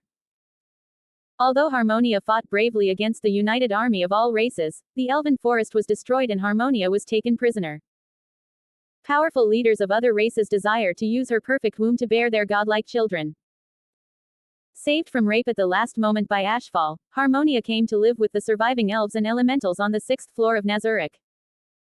Harmonia is deeply grateful and in love with Ashfall, both for saving her and for giving his people a place to live. Weapon name: Divine Class Sacred Bow Zephyr. Special abilities: Rainbow Arrow. A marker arrow is fired and 6 destructive rays, water, fire, earth, air, lightning, light, descend from the air into the area where the arrow lands. Steel Rain. Create 30 mana arrows in the air, turning enemies into hedgehogs. Arrows are guided and track the enemy. Arrows are automatically enchanted with the element the enemy is weak in. Stat buffs: Crit damage, plus 30%. Magat, plus 30. Sometimes the pictures cannot be published because they are too big. I renewed the Discord link. You can find it in the synopsis section. The pictures will be there. 25 comments 0 vote. Pissed. Download the app for additional rewards. More events, more perks. Winning you more free perks. Download now. HRN_Dreadnought. Download app now. NPC Nephthys. Title: Goddess of Death. Level: 100. Health: 60. Mana: 100 plus 40. Magat: 80. Physat: 30. Magdef: 90. Phyzdef: 40. Agility: 60. Resist: 100. Special: 100. After transforming all stats plus 100. Exception: Health plus 150. Phys at +150. Racial levels. Beastman Hound 10. Mummy Mage 10. Winged Shinigami 10. Overlord 5. Death Empress 5. Job levels. Necromancer 15. Ruler of Death 10. Chosen of Undead 10. Dragon Necromancer 10. Master of Death 5. Blade Dancer 5. Esclipse 5. Background story Laura. Once the goddess of the entire desert, Nephthys was defeated by the combined forces of many weaker boss monsters, such as the Scorpion King, and was mummified, buried and sealed. But during Ashfall's expedition to the desert, her sarcophagus was found and recovered by Ashfall. After conquering the entire desert together, Ashfall made her the goddess of the desert again, restoring her to her former dominion. But Nephthys had completely different ideas. Gold, the desert, the pyramids were no longer worth anything to her. She fell in love with Ashfall for many reasons, including the many life and death battles they fought on the campaign to Ashfall, and the fact that he helped her in her revenge. Goddess of the desert, that meant nothing to her. As long as she was with Ashfall, she was ready to be Ashfall's dog. Ashfall took Nephthys with him to the end of the desert expedition and gave her the opportunity to rule the pyramid field in the desert on the third floor of Nazarick. As a person, she speaks in the third person and even refers to herself in this way. Divine Class Double Sword Yatagan. Special abilities. Jihad, with a 10% chance the sword kills the opponent in one hit and turns corpses into mummies, skeletons, zombies. Sands of Death, a sword slash causes a massive tsunami of sand. Anyone sucked into the tsunami is subject to sudden death, drowning, poison, insect infestation, thirst, blindness, and many other deadly curses. This sword can cut all spells except super spells. Stat buffs. Plus 30 all attack against races other than her. Crit rate plus 20%. You can find the pictures in the comments. But sometimes the images are too big and can't be published. You can find the cropped version of the pictures by logging into Web Novel from Google. But you can find the perfect version of the pictures by coming to Discord. 29 comments 0 vote. R18 Albedo. New World 1. I opened my eyes slowly. A chill, as if the blood was rushing back into my body, enveloped me and passed quickly. I immediately checked the panels. Of course, most of them were not working. But I was already prepared for the solution. I mentally commanded that cyberpunk ring to activate. Suddenly a translucent blue screen appeared in front of my eyes. Initiating activation process. 55%. 70%. 100%. ACS Jarvis initiated. Good afternoon, sir. Jarvis is at your disposal. Do you have a request? Check all systems first. Then switch to silent mode. Yes, sir, initiating system check. This process can take up to 1 hour. Activating silent mode. Quiet mode activated. While I was immersed in all these things, suddenly a beautiful girl's voice came to my ears like a lullaby. Ashfall Sama, Ashfall Sama, Ashfall Sama, Ashfall Sama. Is everything all right? Albedo looked very worried, as if they would die of grief at any moment if I didn't answer. This time she stood up and came a little closer to me. Ashfall Sama, is something wrong? I feel something strange in the Nazarick. Something is wrong. I am very sorry, Ashfall Sama, I didn't know that this is why you think so deeply. If you give me the opportunity to solve this wrong, I will be grateful to you with everything I have. Her mouth was moving as she spoke, just as I had wished. 13 years of work and planning had all come true. My face involuntarily broke into a crooked smile, but I quickly pulled myself together. I turned my face towards Eris, the air elemental, one of Flora's 6 powerful elemental assistants. Eris, check the area around Nazarick and share your information with us on the 6th floor. On your orders, Ashfall Sama, I'm on the move. All remaining Pleiades, go to the 8th and 9th floors and prepare for a possible enemy attack. Yes, Ashfall Sama, they all said in unison. After they all left, it was just me and Albedo in the room. Ashfall Sama, do you have any duties for me? Albedo stated coquettishly. I don't know if it's intentional that she speaks in such a seductive way, but don't worry, I'll give you what you want. Albedo approached me, I have to check a few things. Albedo slowly approached me. With each step her breasts rose and fell, creating a divine image. Finally she got so close to me that her fragrance invaded my nose. I stood up, turned around albedo and examined every inch of her. She had truly magnificent curves. She blushed under my gaze, focusing on her thighs, her breasts, her curvy ass, as if my eyes could see right through her dress. Ashfall-sama. Please don't look at me like that. Me. Heart. Before she could finish his sentence, I wrapped my left hand around her waist, pulled her to me and pressed my lips to her. MMMH. Ha. MMMH kiss mark. Her eyes widened in shock but she quickly recovered and began to accept my kiss with lust. Chew up. Chew up. Ha. Chew up kiss mark. I carried her like a princess and teleported to her room and laid her on her bed. I hugged her and stroked her beautiful black hair until she came to her senses. After a few minutes she came to her senses and realized the situation she was in. She buried her flushed face in my muscular chest and accepted my caresses in silence for a few more minutes. I'm leaving now, albedo, we have obligations to fulfill. You can rest here for a few days. Ashfall-sama please, there is no need for that. I am fine and it is my duty to command the floor protectors. Demerge will take over this task and I have no objections. No, I can't accept that. Plea. As soon as I heard the objection, the smile disappeared from my face and was replaced by a cold neutral stare. Albedo immediately recognized this sudden change in the room and stopped talking. I put my lips close to her ear and whispered, caressing her head. My beautiful albedo, please remember who you are talking to. As soon as my cold gaze pierced her eyes, she lowered her gaze and spoke tremblingly. I am so sore. Rai, Ashfall-sama. I was out of line, and I would be grateful with all my heart if you would give me the chance to right my wrong. I lifted her chin with my hand and forced her to look into my eyes. This time I stroked her cheeks with pure love. All the tension left her face and her face melted into my hand. You will rest completely today. I will give you the chance to redeem yourself after 3 days. I placed a last kiss on her lips and teleported to the 6th floor. After I finished with albedo, I went to the 6th floor. As soon as the teleportation was finished, a huge arena appeared in front of me, and I moved inside. A twin sister dark elf appeared in front of me, dressed in almost identical clothes and looking like a teenager. Aura and Mare came running towards me, the golden necklace around their necks fluttering every time they ran. They both began to speak at the same time. Welcome, Ashfall-sama. You honor us by visiting this floor. Welcome, Aura, Mare. I've summoned all the floor guards here. I'm going to test a few things and kill some time until they arrive. I focused my mind on my cloak and cast that summon Fenrir spell. 2 huge wolves appeared in the center of the arena. So let's begin our test.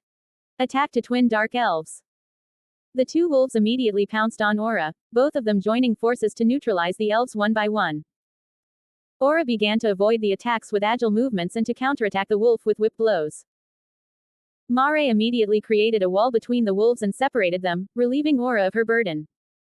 The battle lasted for minutes. This is because unlike the original, I summoned 2 creatures, both wolf-type monsters that are effective against non-warrior classes like Aura and Mare. A Fenrir was killed by the efforts of Aura and Mare. I focused on the wolf. Immediately a few windows appeared in front of me with a 3D model of Fenrir, his health, his most likely course of action, the best types of counterattacks against him, my health, mana, and spells as in the game. Javis shut down all systems. All functions are closed. I pointed my hand at Fenrir and mentally cast the spell called Greater Thunder. Even faster than in the game, the spell activated and ignited. Several lightning bolts converged in the air and the huge bolt struck Fenrir and killed him. Using spells without the system works and offers more varied attack possibilities, breaking out of the mold of the game. At the same moment Shaltier arrived on this floor. Not even her bell-shaped Victorian frilly dress could hide her porcelain white body and seductive divine curves. As soon as she saw the outcome of the battle, her red eyes sparkled with a mixture of amusement and derision. You little black insect can't even handle a dog and you dare to trouble the amazing Ashfall-sama. At these words, Aura's eyes twitched and she immediately started firing back. You stinking pervert immortal once, this was a test battle so I didn't use all my strength. Hey little runt, short on skills like you, for a moment I thought you were begging a dog. If it wasn't for Ashfall-sama you'd be dog food. I think that dog would like your old smell better. What? I'm not old, you elf bastard. No, I'm 100 years old and you're younger, you old hag. Enough. I guess you both forgot WHO you're in front of. Entering the scene was Cocytus, a large-bodied insect with 4 arms and a long tail. Ashfall-sama, I have come at your command. A lot of teleportation gates appeared around and all the other floor guards, Nephthys, Flora Harmonia, Seraphine, Harayu, Amber, Demerge and others appeared. They all lined up in front of me and Harayu, with silver-purple hair, a curvaceous figure with a tantalizing curve to the bright purple horns, a pair of dragon wings on his back and a purple tail that started wagging the moment he saw me, took the lead in speaking. So let us pledge our allegiance to the Supreme. They all spoke in unison. We are gathered on this floor by the divine orders of you, the Supreme One, and we are ready to do your orders at the cost of our lives. Our loyalty to you is worth more than our lives. This view in front of me is the result of all these years of labor. Now this world is mine, all this beauty is mine, all these people are ready to sacrifice everything for me, I am the law here. As I thought about what I might do in the future, my face contorted, my eyes shone like the sun, and my handsome face took on the expression of a yander dreaming of his beloved. I most gratefully acknowledge the undying loyalty of all of you. I have every confidence in your loyalty. The reason I've called you here is because there have been some very big and suspicious changes in Nazarick. Eris, tell us what you have discovered. Ashfall-sama Nazarick is not in the swampy area where he used to be, we are now surrounded by vast plains and I could not find any living creatures within a kilometer. I see, so Nazarick was teleported to a different location due to enemy sabotage. We need to hide Nazarick against possible enemy threats. I'd like to hear your opinion on this. Of course I have some ideas, but let's observe their intelligence and their way of thinking. Ashfall-sama, if I may, I would like to express my opinion on this matter. Permission is yours, Flora. Because of the flat area, our chances of being seen are too high. If we build artificial mountains around Nazarick, we will hide ourselves from prying eyes. This way, if we have to fight a defensive war in the future, we will have a territorial advantage, Demerge said. Not as much as you, but it's a really excellent idea, Flora. Good point, Demerge, no wonder you're the defense commander. It's nothing compared to your command, sir. Flora's cheeks flushed and she began to play with her divinely beautiful bright green hair. Are you embarrassed by my sweet compliment, my beautiful love tree? Ashfall-sama, with your command, we can use the express orb in the church to cast a high-level illusion spell, Seraphine said. Ashfall-sama can cast such a spell by sacrificing stray beasts. This idea came from Amber's sensual lips. The idea of the illusion is excellent, you are on the right track in your thought process Seraphine, Amber, but the express is too valuable for that and stray monsters have a different purpose. At my words Seraphine's eyes lit up like the sun and she clasped her hands together on her chest and began to whisper something trembling. Read the lips of Jarvis Seraphine and raise the volume of his whispers. Voice level is raised and lips are read and repeated in real-time simulation. I love you heart. I love you heart. I love you heart. I love you heart. I love you heart. You heart. I love you heart. 0_0. I immediately observed Amber. He was flapping his wings with joy. Okay, that was a little bit healthier reaction. Nephthys has a suggestion for Ashfall-sama. Nephthys can create sandstorms to hide Nazarick. Nephthys suggested. Her sweet amethyst eyes begged me for a compliment. I approached her and started to stroke her hair with my right hand. She rubbed her head against my hand with an ecstatic expression on her face and her tail started to wag like crazy. Damn, what a sweetness. If her sweetness was a weapon I would have been shot in the heart many times over. The idea is good but the use is wrong. When you build the Flora Mountains, you will mask the construction process with sandstorms. Black Heart. Yes, Ashfall-sama. Nephthys is ready to give her all for this mission. I telepathically sent a message to Nephthys. You are mine. Everything you are belongs to me. So you will dedicate everything to me, not to the mission. On Black Heart. Ashfall-sama. Black Heart. Nephthys was infuriated by Ashfall's obvious desire for possession and his commanding declaration. She bit her lips lustfully, her tail stood erect as if electrocuted, her misty eyes lifted up and translucent love juices flowed into the soil beneath her skirt. I'd better leave her alone for a while. Your ideas were very creative and strategic. Flora, you will create artificial mountains and Harmonia will help you. Demerge, you will lead all the floor guards for the defense plan. Fill the rest of the gaps with powerful illusions made with the help of World Item Dream Realm. Yes, Ashfall-sama. When the strategic meeting was over, I was teleported to my own room in the royal suite on the X floor. I am waiting for pictures of albedo to come from you in the comments. Name: Eris. Sex: female. Race: Air Phi. Levels: 95. Racial class: Air Elemental 10. Greater Air Elemental 10. Air Fairy 10. Air Phi 10. Job class: Aeromancer 10. Rogue 10. Bard 10. Balladeer 10. Minstrel 10. Ancient Spirit 5. Looks: Eris is a tall, slender-looking woman with long white hair with gray highlights and a Phi appearance with pointed ears and wears a dancer's outfit with hidden knives. In spirit form she looks like a mass of wind that takes any shape. Lore: Eris was created when Ashfall took an air spirit from the mountains of Jotunheim and made her the group's support, distraction and long-distance attacker. She is peppy and cheerful, with a mischievous streak when in Vulcan's company. Serving Ashfall faithfully, Eris is one of the 6 powerful elemental assistants of the elemental princess Harmonia.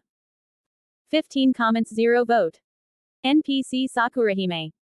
Title: Goddess of Fertility and Femininity. Level: 100. Health: 80. Mana: 60. Mag-at: 50. Phys-at: 100. Mag-def: 70. Phys-def: 100. Agility: 80. Resist: 100. Special: 100. After transforming all stats plus 100. Exception: Phys-at plus 200. Racial levels: Yukai 10. Kitsune 10. Yukai King 5. Nine-tailed Kitsune 5. Job levels: Martial Lord 10. Grandmaster 10.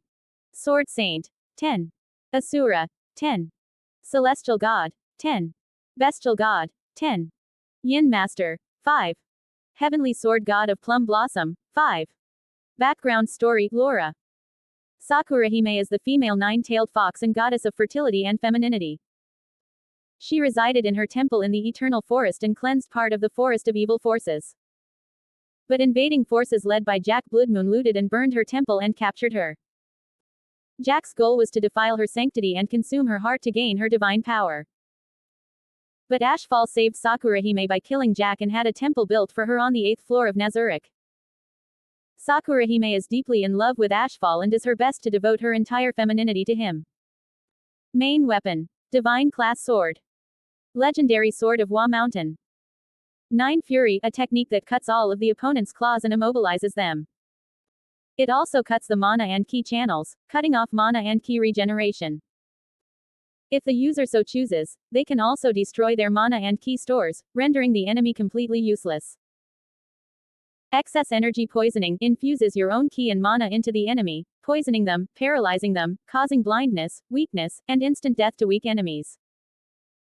Splitting slash through sea and mountains, spend 15 megapixels to unleash a sword strike powerful enough to slice through mountains like cheese. Stat buffs: plus 30 agility, plus 30 mag-at. Check the comment for picture. 24 comments, 0 vote. R18 Nephthys Carne. After Ashfall left, there was silence for a few more minutes. It was as if they wanted to make sure he would not return. Finally Mare broke the silence. Aura, I felt like I was going to die from the pressure. Just like you would expect from our leader. But I didn't expect the pressure to be this much. Cocytus said excitedly. Harayu, Flora, did you feel the same pressure? Harmonia asked the most powerful floor guards curiously. His dragon pressure was even beyond me. No, I almost felt my legs untie, it was really scary. Harayu felt pride and fear as she remembered what had just happened.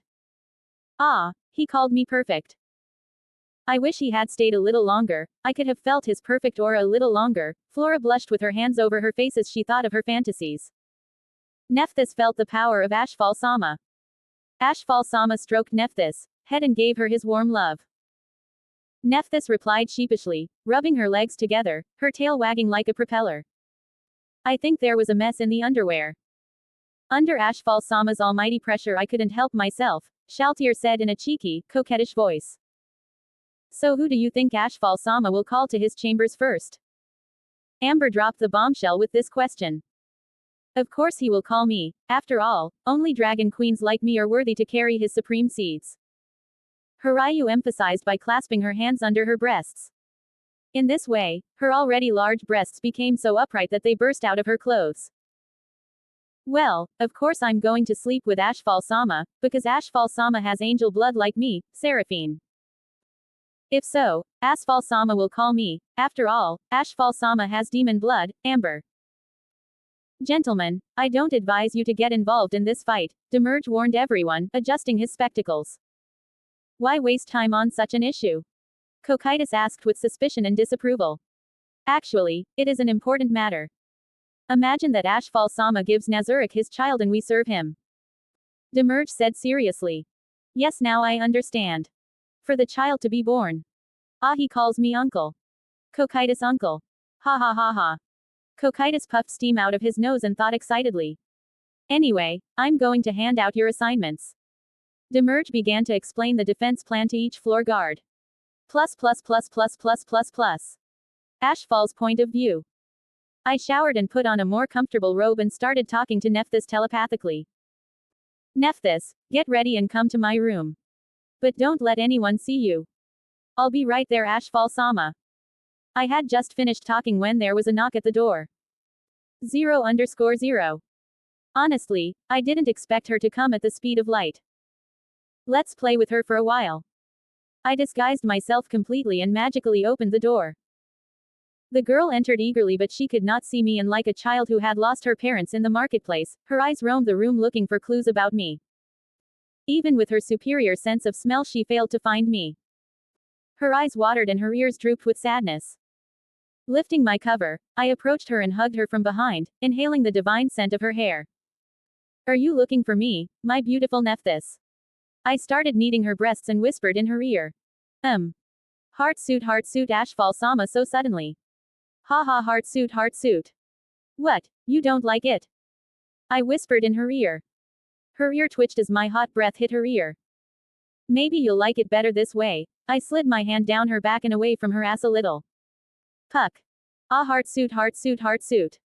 Ashfall Sama. I woke up early in the morning. Nephthys was sleeping soundly on top of me, and the sight of her warmth filled my heart with pure love. I kissed her on the forehead and left the room, standing up carefully so as not to wake him. Albedo was waiting for me in the hallway and blushed as soon as she saw me, but quickly recovered and bowed deeply. I greet Ashfall Sama, the greatest of the great and my beloved. I began to caress her hair and her face. Her face accepted my caress with deep blush and love, and as if she didn't want me to finish caressing her, she put her hand on her face and kissed my palm. Good morning, Albedo. How was your rest? I hope you rested well. Ashfall Sama, I took full advantage of the rest you offered me and I feel more refreshed, and I believe that I will now fulfill my duties as commander of the floor guards more conscientiously. I placed my left hand on his waist and kissed her forehead, pulling her to me. The black wings at his waist fluttered with joy. Then work with Demerge and organize the defense of Nazarick. Yes, Ashfall Sama. I will return to my duties now. After Albedo left, I teleported to the meeting room and activated the message spell. Seraphine, take the remote viewing mirror item and come to the meeting room. I, Ashfall Sama. A few minutes later, Seraphine arrived and bowed deeply. She then gently placed the enchanted mirror on the table in front of me and stepped back, taking up a position behind me. Seraphine, come and sit next to me. I indicated the chair next to me and smiled invitingly. As if flowers had blossomed on her face, she happily accepted my invitation and sat down next to me, activating the mirror by pouring her pure golden holy mana. Ashfall Sama, is there anything in particular you would like to search for? I would like to find the closest compound to us. Let's search together. I immediately started looking for the Carne village. After a few minutes of searching, I saw it. Knights too well equipped to be bandits were attacking a village. I stood up from the table and quickly gave Seraphine my orders. Seraphine, prepare for battle. We're going to intervene there. I'll go first, you come as soon as you're ready. But Ashfall-sama, I must go first and you must come after I have confirmed that the place is safe. I can't put you in danger. Her eyes were in complete denial and she was looking at me uncomfortably. I put my right hand on her head and gently stroked her beautiful golden hair. She closed her eyes and accepted my affectionate caress, her white wings fluttering with joy. The lower life forms there can do nothing to us. I am leaving now. I put on all my armor and used the greater teleportation spell to open a portal to the Carne village. The moment I stepped out of the portal, I took a few moments to look at the scene before me. There was the wounded Emri with Nemu in her arms and 2 soldiers behind them. Enri was wrapped in her instinct to protect her sister and was resigned to her fate, waiting for the attack from the soldiers. But that attack never came. I raised my hand and closed my palm, activating psionic magic. The soldiers' heads were crushed as if they had been squeezed with a vice, and their brains spilled out. When Enri opened her eyes, she saw me and instantly blushed. She was just looking at me, as if she had forgotten everything for a moment. Her sister's tremors and sobs brought her back to reality. She looked around and saw the soldiers who had caused her father's sacrifice and who had chased them, lying lifeless with shattered heads.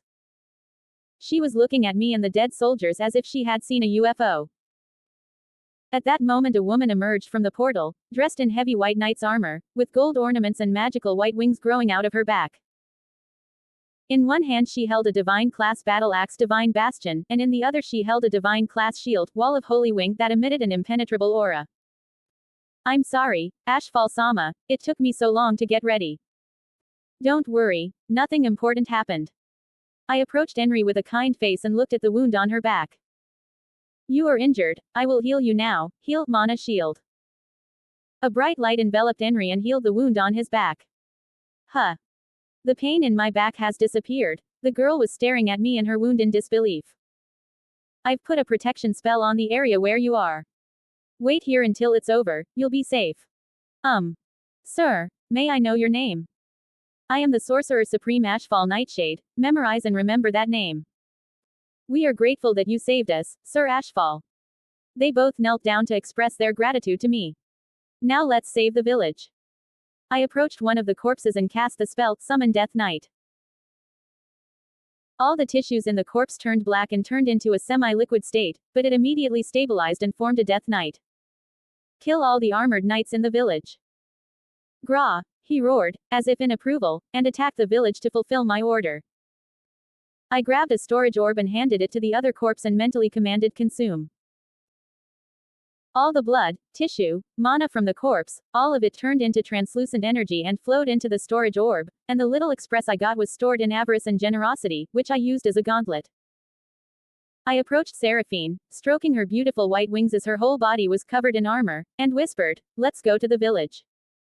Yes, Ashfall-sama. We flew to the center of the village and found the bodies of all the enemy knights on the ground.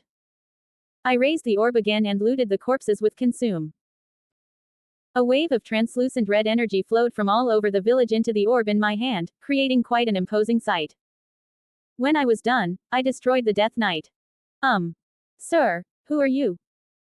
The old man, who seemed to fit the stereotype of the village elder best, spoke with a mixture of suspicion and surprise.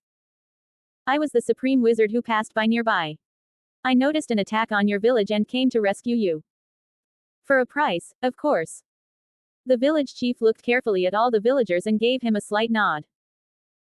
I am grateful to you, Sorcerer-sama, please I would like to invite you to my house to show my gratitude. Seraphine and I went to the village chief's house and took a lot of money, the knight's equipment, and herbs. We discussed the region with the village chief and learned important information about the world. After the speech, all the villagers gathered at the village cemetery to bury and commemorate the dead.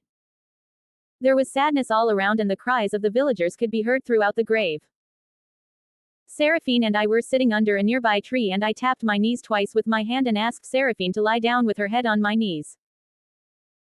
Although I couldn't read her features through her helmet, I knew she was skeptical about accepting my offer, but after 2 more persistent taps on the knot, with a slight grimace on my face, she agreed.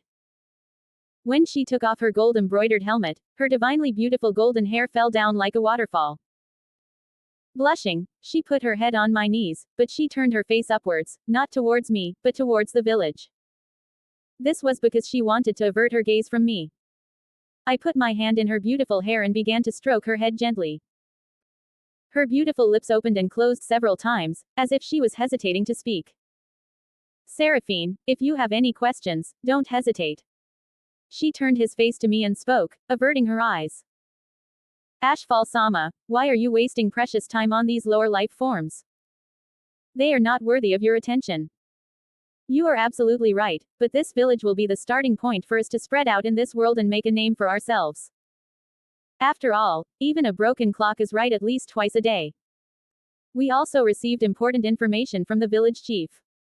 Her eyes widened in surprise as she understood my words. I didn't know you were so forward-thinking. Your wisdom shook me to the core, Ashfall-sama. At this time one of the villagers approached the chief and said something. Suddenly the villagers were alarmed. It's a pity we have to continue this beautiful moment alone with you. I whispered calmly to Seraphine. Seraphine stood up in anger and frustration, then put on her helmet and followed me to the village chief. How dare those insects interrupt this special moment between me and Ashfall-sama? She cursed the villagers the whole way. Something has happened, I can see the panic on your faces. If there is a problem, don't hesitate to let me know. I addressed the village chief. Sir Ashfall, there is indeed a problem. The villagers have reported that mounted soldiers are approaching here.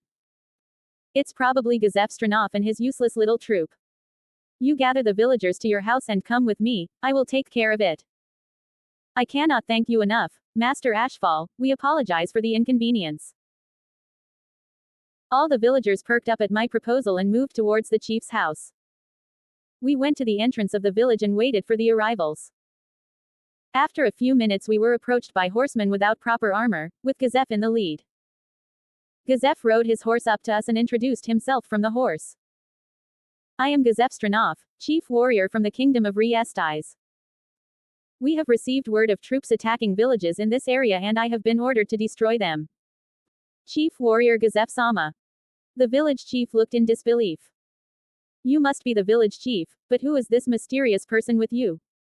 I took a step forward before the village chief.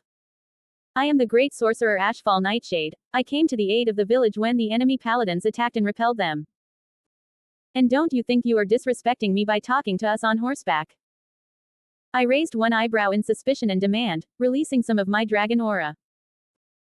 He quickly dismounted, both because of his horse's restlessness and because of my help to the villagers, and stood in front of me, bowing a little in gratitude.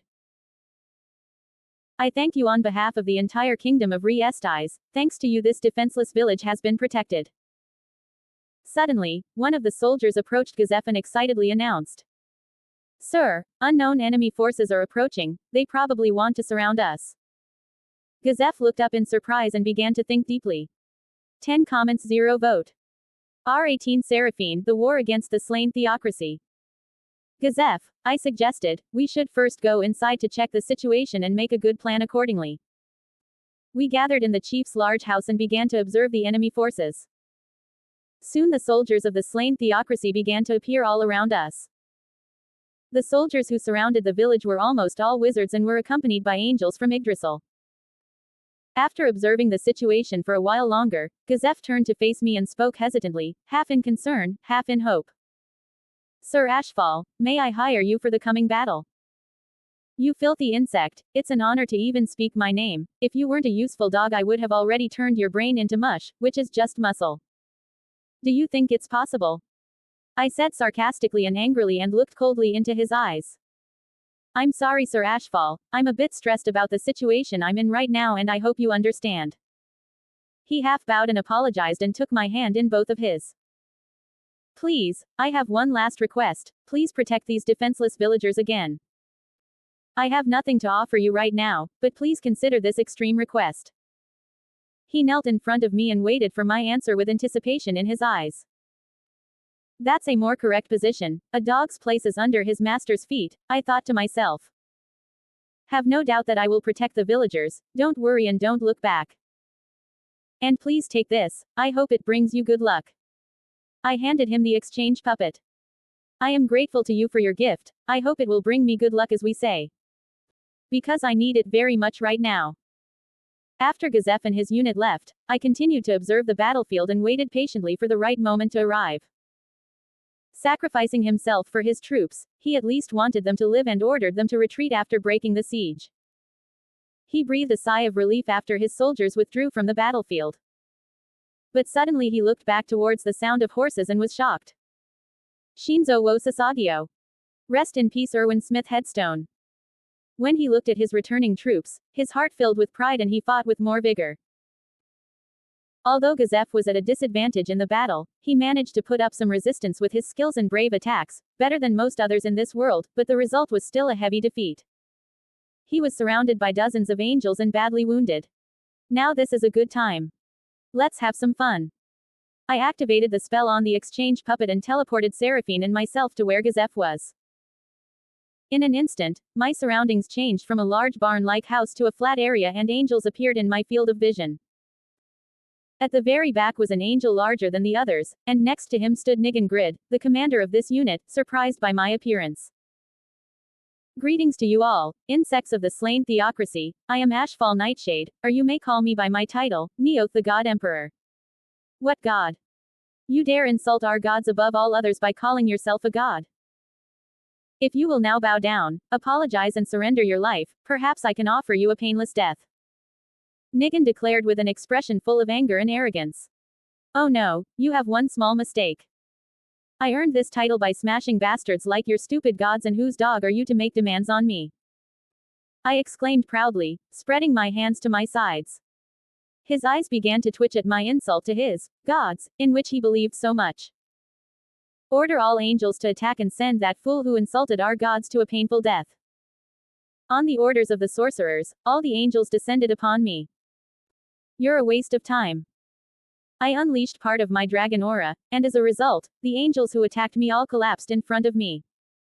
No matter how much they resisted, they couldn't move an ounce.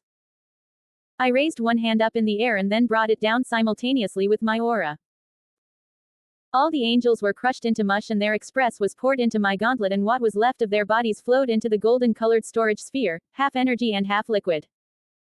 All the angels at the same time. Nigan whispered shakily, his eyes wide with shock. The other wizards did not know what to do out of fear. One of them overcame his fear and attacked me with the Thunderlance spell. His action galvanized the others and they all swarmed to me, firing the most powerful spells in their arsenal. Of course, I could hardly move a muscle against their desperate efforts. After all, even naked and doing nothing, all spells below super level were useless against me. But I wanted to have some fun, I wanted to spice up this boring situation, so I reached out my hand towards them and like Neo I stopped all the spells that were firing in front of me and gathered them into one spell. Seraphine, what do you think about this? I asked the armored beauty next to me calmly, as if I wasn't being attacked by a mass of mages.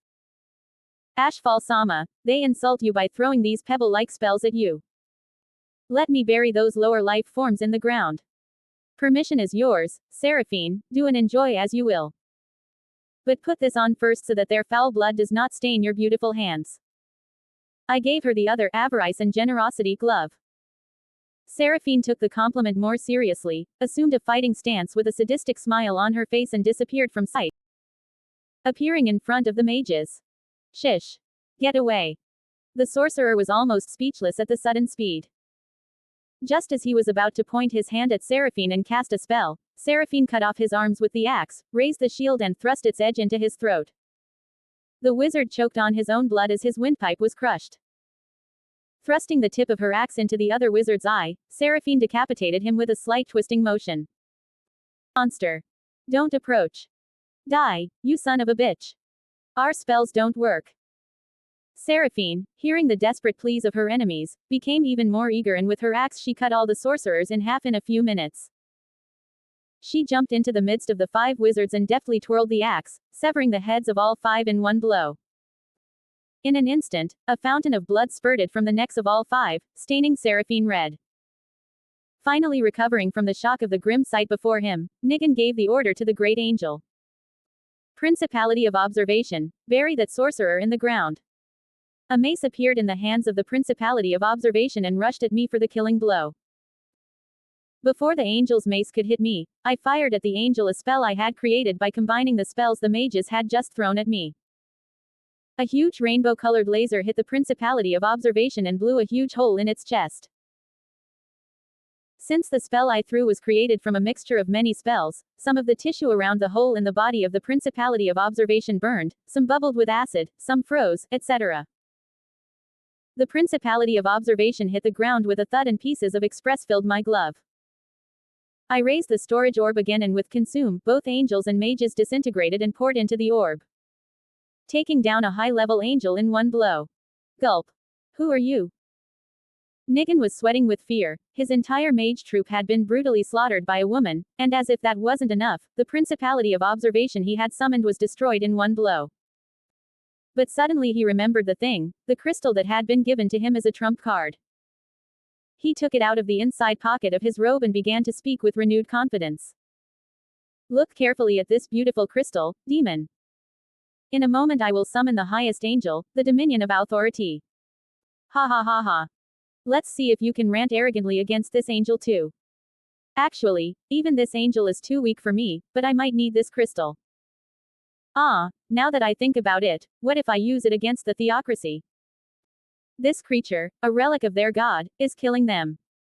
Hey. This crystal must be mine for sure. I activated the message spell before Nigan could activate the crystal. Seraphine, take that crystal now, I'll need it in the future. Seraphine appeared beside Nigan in the blink of an eye. Nigan's glittering pupils narrowed to the size of needles the moment he noticed her. The girl immediately made her move and grabbed Nigan's arm holding the crystal, squeezed it and smashed it with a crack.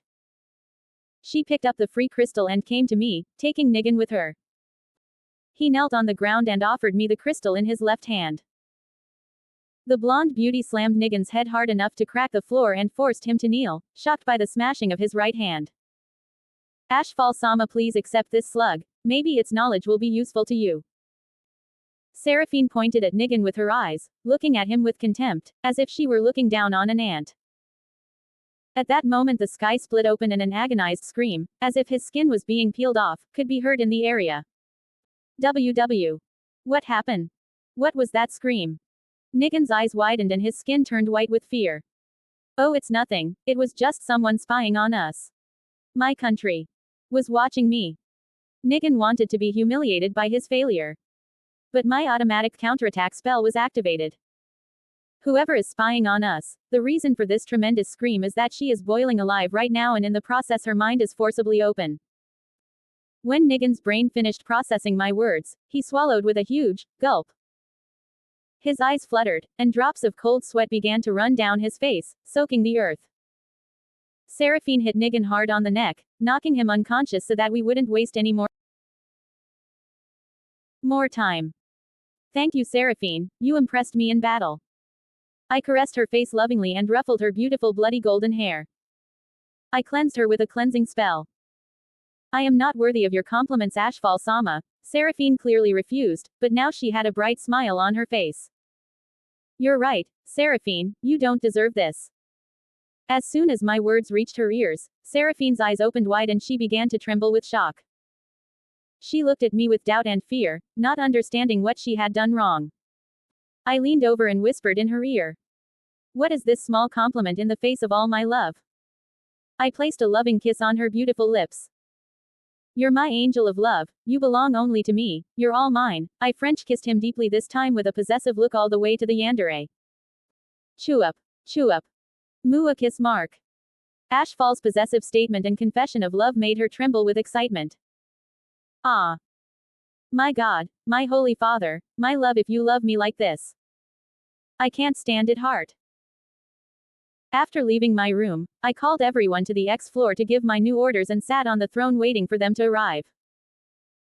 The first to arrive were Demerge, Albedo, Sebas, who were nearby. They lined up next to the throne waiting for my orders.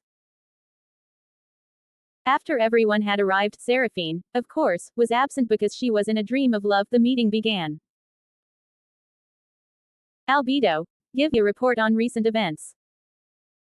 Yes, Ashfall-sama, ahem.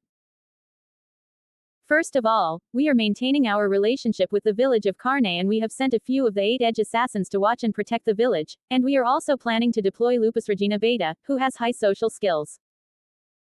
We are adopting a policy of spreading out in the woods around the village, both to explore the area around the village and to gather information about the creatures. Nigan was tortured and interrogated, but we got very little information from that worm, so what to do with him? Albedo presented his report with professionalism and folded his hands in front of him, waiting for my response to his last question. Your plans are very good. The village of Carne is essential for my future plans. So send Lupus Regina Beta there, and maintain friendly relations with this village. Have troops on standby to protect the village. After all, unlike Momonga, I didn't give Henry the goblin horn, so the village is more vulnerable. Break Nigan's mind, destroy his mind to the point that he is like a robot with no emotions, who never questions. We can use it as cannon fodder, as a confuser, as a hunting dog, and as a tool to create wars between nations, just like in the village of Carne. Nigan is able to use a tier 4 angel summoning spell, making him a worm that has exceeded the limits of human ants, which are restricted to tier 3 magic. As expected of Ashfall Sama, you know how to put even those worthless low-level life forms to their best use, Sakurahime exclaimed, waving his pink-furred tails with joy and pride.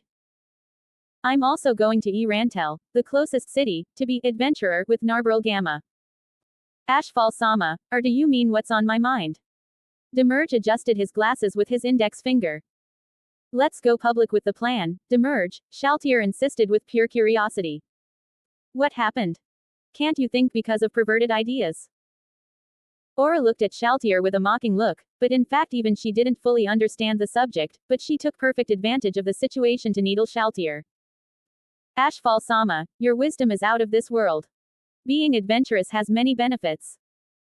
1. The information we got from the village was shallow, but being a high-level adventurer allows you to have a lot of contacts.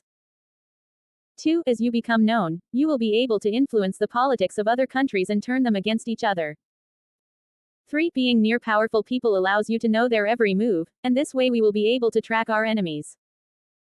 Demerge spread both arms wide, slyly indicating all the benefits. Absolutely perfect. There was a saying in the past, be closer to your enemy than your friend. You make me very proud, Demerge. Ashfall Sama, Nephthys is curious about something. Why are you personally wasting your precious time on this? If Nephthys or others are wrong or lacking, please tell us. Nephthys will do his best to make it up to you. Nephthys, ears drooped sadly and tears gathered at the corners of her eyes.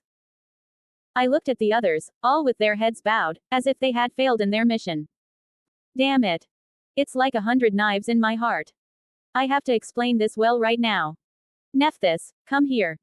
I calmly called her to me and placed my hand on the top of her head.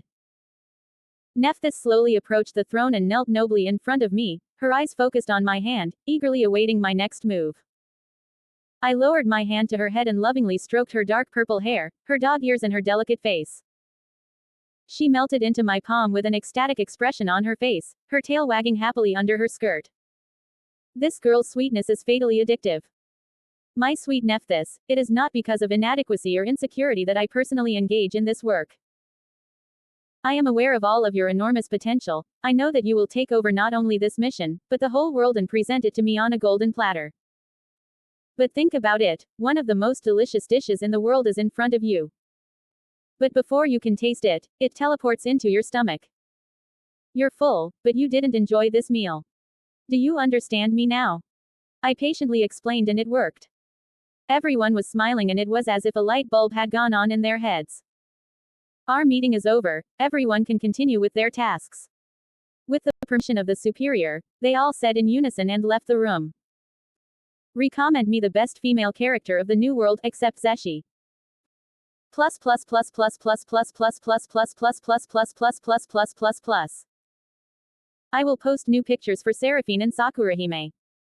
Sakurahime pictures can be found in the comments of their NPC's own chapter. Seraphine, I will put the pictures in the comments of both this chapter and NPC's own chapter. I will remove the ones in this chapter after a day. 11 comments 0 vote. NPC Nekomi. Title: White Death. Level: 100. Health: 60. Mana: 80. Magat: 100 plus 20. Phys 100 plus 20. Mag Def 50. Phys Def 50. Agility 100. Resist 100. Special 100. After transforming all stats plus 100. Exception. Agility plus 150. Mana plus 150. Racial levels. Nekomini 10. Yuki 5. Beastman Lord 5. Mutant Arctic Nekomini 5. Job levels. Elementalist 10. Pyromancer 10. Ninja Adept 10. Ruler of Shadow 10. Essence of the Unknown 10. Blade of Death 5. Kujikiri 5. Master Assassin 5. Shadow Stalker 5. Umbral Soul 5. Nekomi, the princess of the Ice Cats clan, suffered from extreme ice physique and frozen mana vein. With a 100% chance of dying, Nekomi was abandoned as a child and thrown to the streets to prevent the clan from losing prestige. After 5 years of miserable life on the streets, Nekomi's life changed when Ashfall adopted her. Ashfall spindled her diseases and trained her to use the power that came from them. She is the leader of the assassin unit in Nazuric. She is addicted to being caressed by Ashfall. Main weapon. Divine class Antarctic. Special abilities. Sub-Zero. When the Siaha is imbued with the ice-based trait, a digit attack with a number ending in 0 will cause instant death. Silent Death. Every attack that hits the head, neck or heart with stealth causes quadruple damage. Yukikaze creates a huge storm that freezes the area it passes through, causing instant death. 20 megapixels cost. Stat buffs. Plus 3 OMP. Plus 30 agility. 11 comments 0 vote. Newbie adventurer. After we finished the meeting, everyone left and I was left alone with my ideas. I'm going to try to make my own spells, which should be easy enough with the godly magic abilities of my job classes. First, I will try to make spells that comply with the laws of the new world, such as soul gathering or talent copying. It was easier to cast a spell to copy talent, so I created the Dominate Talent spell, which has many functions such as copying talent, transferring the copied talent to someone else, sealing talent, etc. For soul spells, I studied the great ones such as Time, Summon, Spirit, Necromancy, Resurrection spells, True Death, True Resurrection, and understood their nature and laws. Soul stat unlocked. Soulmancer job class obtained. A new soul was indeed added next to the MP and HP stars. I created my first spell, Summon Soul. It is used to summon the spirit of a dead person. But the spell will fail if the soul has already been collected or if too much time has passed since the death. Soulmancer leveled to 2. Then I created the Dominate Spirit spell to control the Summon Spirit, so that I could now command the Summon Spirit as I wished. Soulmancer leveled up to level 3. Now it was easier to create soul spells. It was as if I was going uphill before and now I was going downhill. Soul Plunder loots the summoned soul and transforms it into the soul stat. The higher the level of the soul, the higher the stat. Talent in the soul can also be stolen. Soulmancer leveled up to level 4. Reading the soul, you experience what the soul experiences, which is a burden on our mind, but it is an ideal for gaining knowledge. You also have the chance to get the soul's job classes, spells, martial arts. Soulmancer leveled up to level 5. The Shaltier Prolim will take place soon. I'll prepare for it in advance, but I don't want to interfere too much. If I take advantage of this good opportunity, I can capture the world item and weaken the slain theocracy by destroying the Black Inscription team in one blow. I have activated the message spell. Nekomi, come to the throne room. I'll be right there, Ashfall-sama. A few minutes later, a stunningly beautiful girl with light blue hair and snow-white skin bowed to me. Greetings, dear Ashfall-sama, do you have a mission for me? Come closer, Nekomi, only you and I will know the special mission I have for you. Nekomi swallowed nervously, as if the fate of the world depended on it, and approached with a nod of approval. Come on, don't be so nervous. I started to caress her head, my fingers ran through her beautiful blue hair, I played with her furry ears. MHRR. MHRR. Miev. MHRR. Miev heartsuit heartsuit heartsuit. She rubbed her face against my hand with an ecstatic expression, her hazy heart-shaped eyes losing focus. My sweet Nekomi, your mission is to secretly follow Shaltier. In a few days, a group of humans will stop by the route Shaltier took with a world item. There will probably be a war.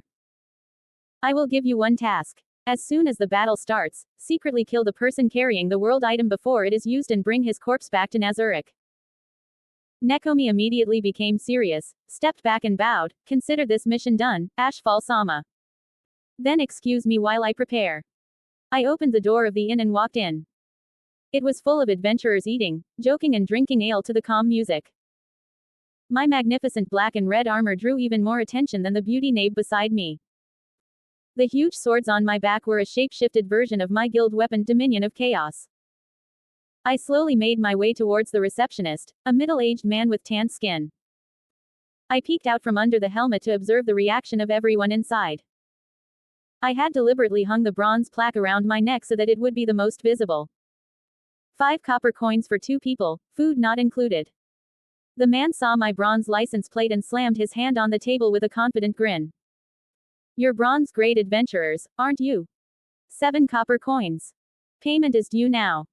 I put 2 copper coins in my hand and held his hand with the same hand. Oh, my 2 bronze coins. A very tempting offer, then it's a deal. As I finished, I squeezed his hand so hard that the crack sound of his fingers echoed through the inn and his face looked like he had eaten shit. Nabe radiated her death aura, preventing the customers from getting up, lest the others intervene. I take your silence as an acceptance. Come on Nabe, let's go to our extremely expensive room. We were on our way to the stairs upstairs, but the bald one of the 3 guys at the table in front of us grinned and stuck his leg in my way. Get your fucking foot out of my way or... The man immediately stood up and started talking as if he was upset, holding his heart. Hey. Those words hurt my heart. In fact, it can be healed overnight by the beauty next to you. You bastard. You want to lay a hand on my woman, what is mine? I will tear you to pieces. I sneaked a look at Nabe's face, her contorted expression as if she was being subjected to the ultimate humiliation. I leaned towards the bald man and pierced his eyes with my gaze. Both of my eyes were glowing red with anger and the man gasped as soon as he saw my eyes. I lifted my foot and with all my strength I stepped on the foot he had just placed in my path so hard that it turned to mush with a crunch and the wooden floor beneath it shattered. You fly larva, you don't even deserve to breathe next to my Nabe. I'm going to silence your filthy mouth so much that you will never speak again. I put my fist in his mouth and knocked his teeth into his stomach. The man collided with his 2 unconscious companions, knocking them all to the ground. My beautiful Nabe, please give me a rag, the dirty blood of this fly is on my hand. As you wish, Felix saw. N. Nabe automatically stopped the mistake of using respect suffixes, albeit with difficulty. With a slight smile of pleasure adorned on her flushed face, Nabe handed me a white rag and waited patiently for me to wipe away the blood. I took a blue healing potion from my pocket and threw it in his face to stop the bleeding, then Nabe and I went into the room. Tick. Useless box. Felix Sama, you shouldn't stay in such a bad room. Nabe noticed the state of the room as soon as she entered and complained in her usual neutral voice. I approached her and combed her jet black hair with my fingers. I realize this is nothing compared to the magnificent rooms in Nazarick, but this is our headquarters for now, and my beautiful Nabe, I told you not to use the honorific. You are now my companion in adventure. As you wish, Felix saw. N.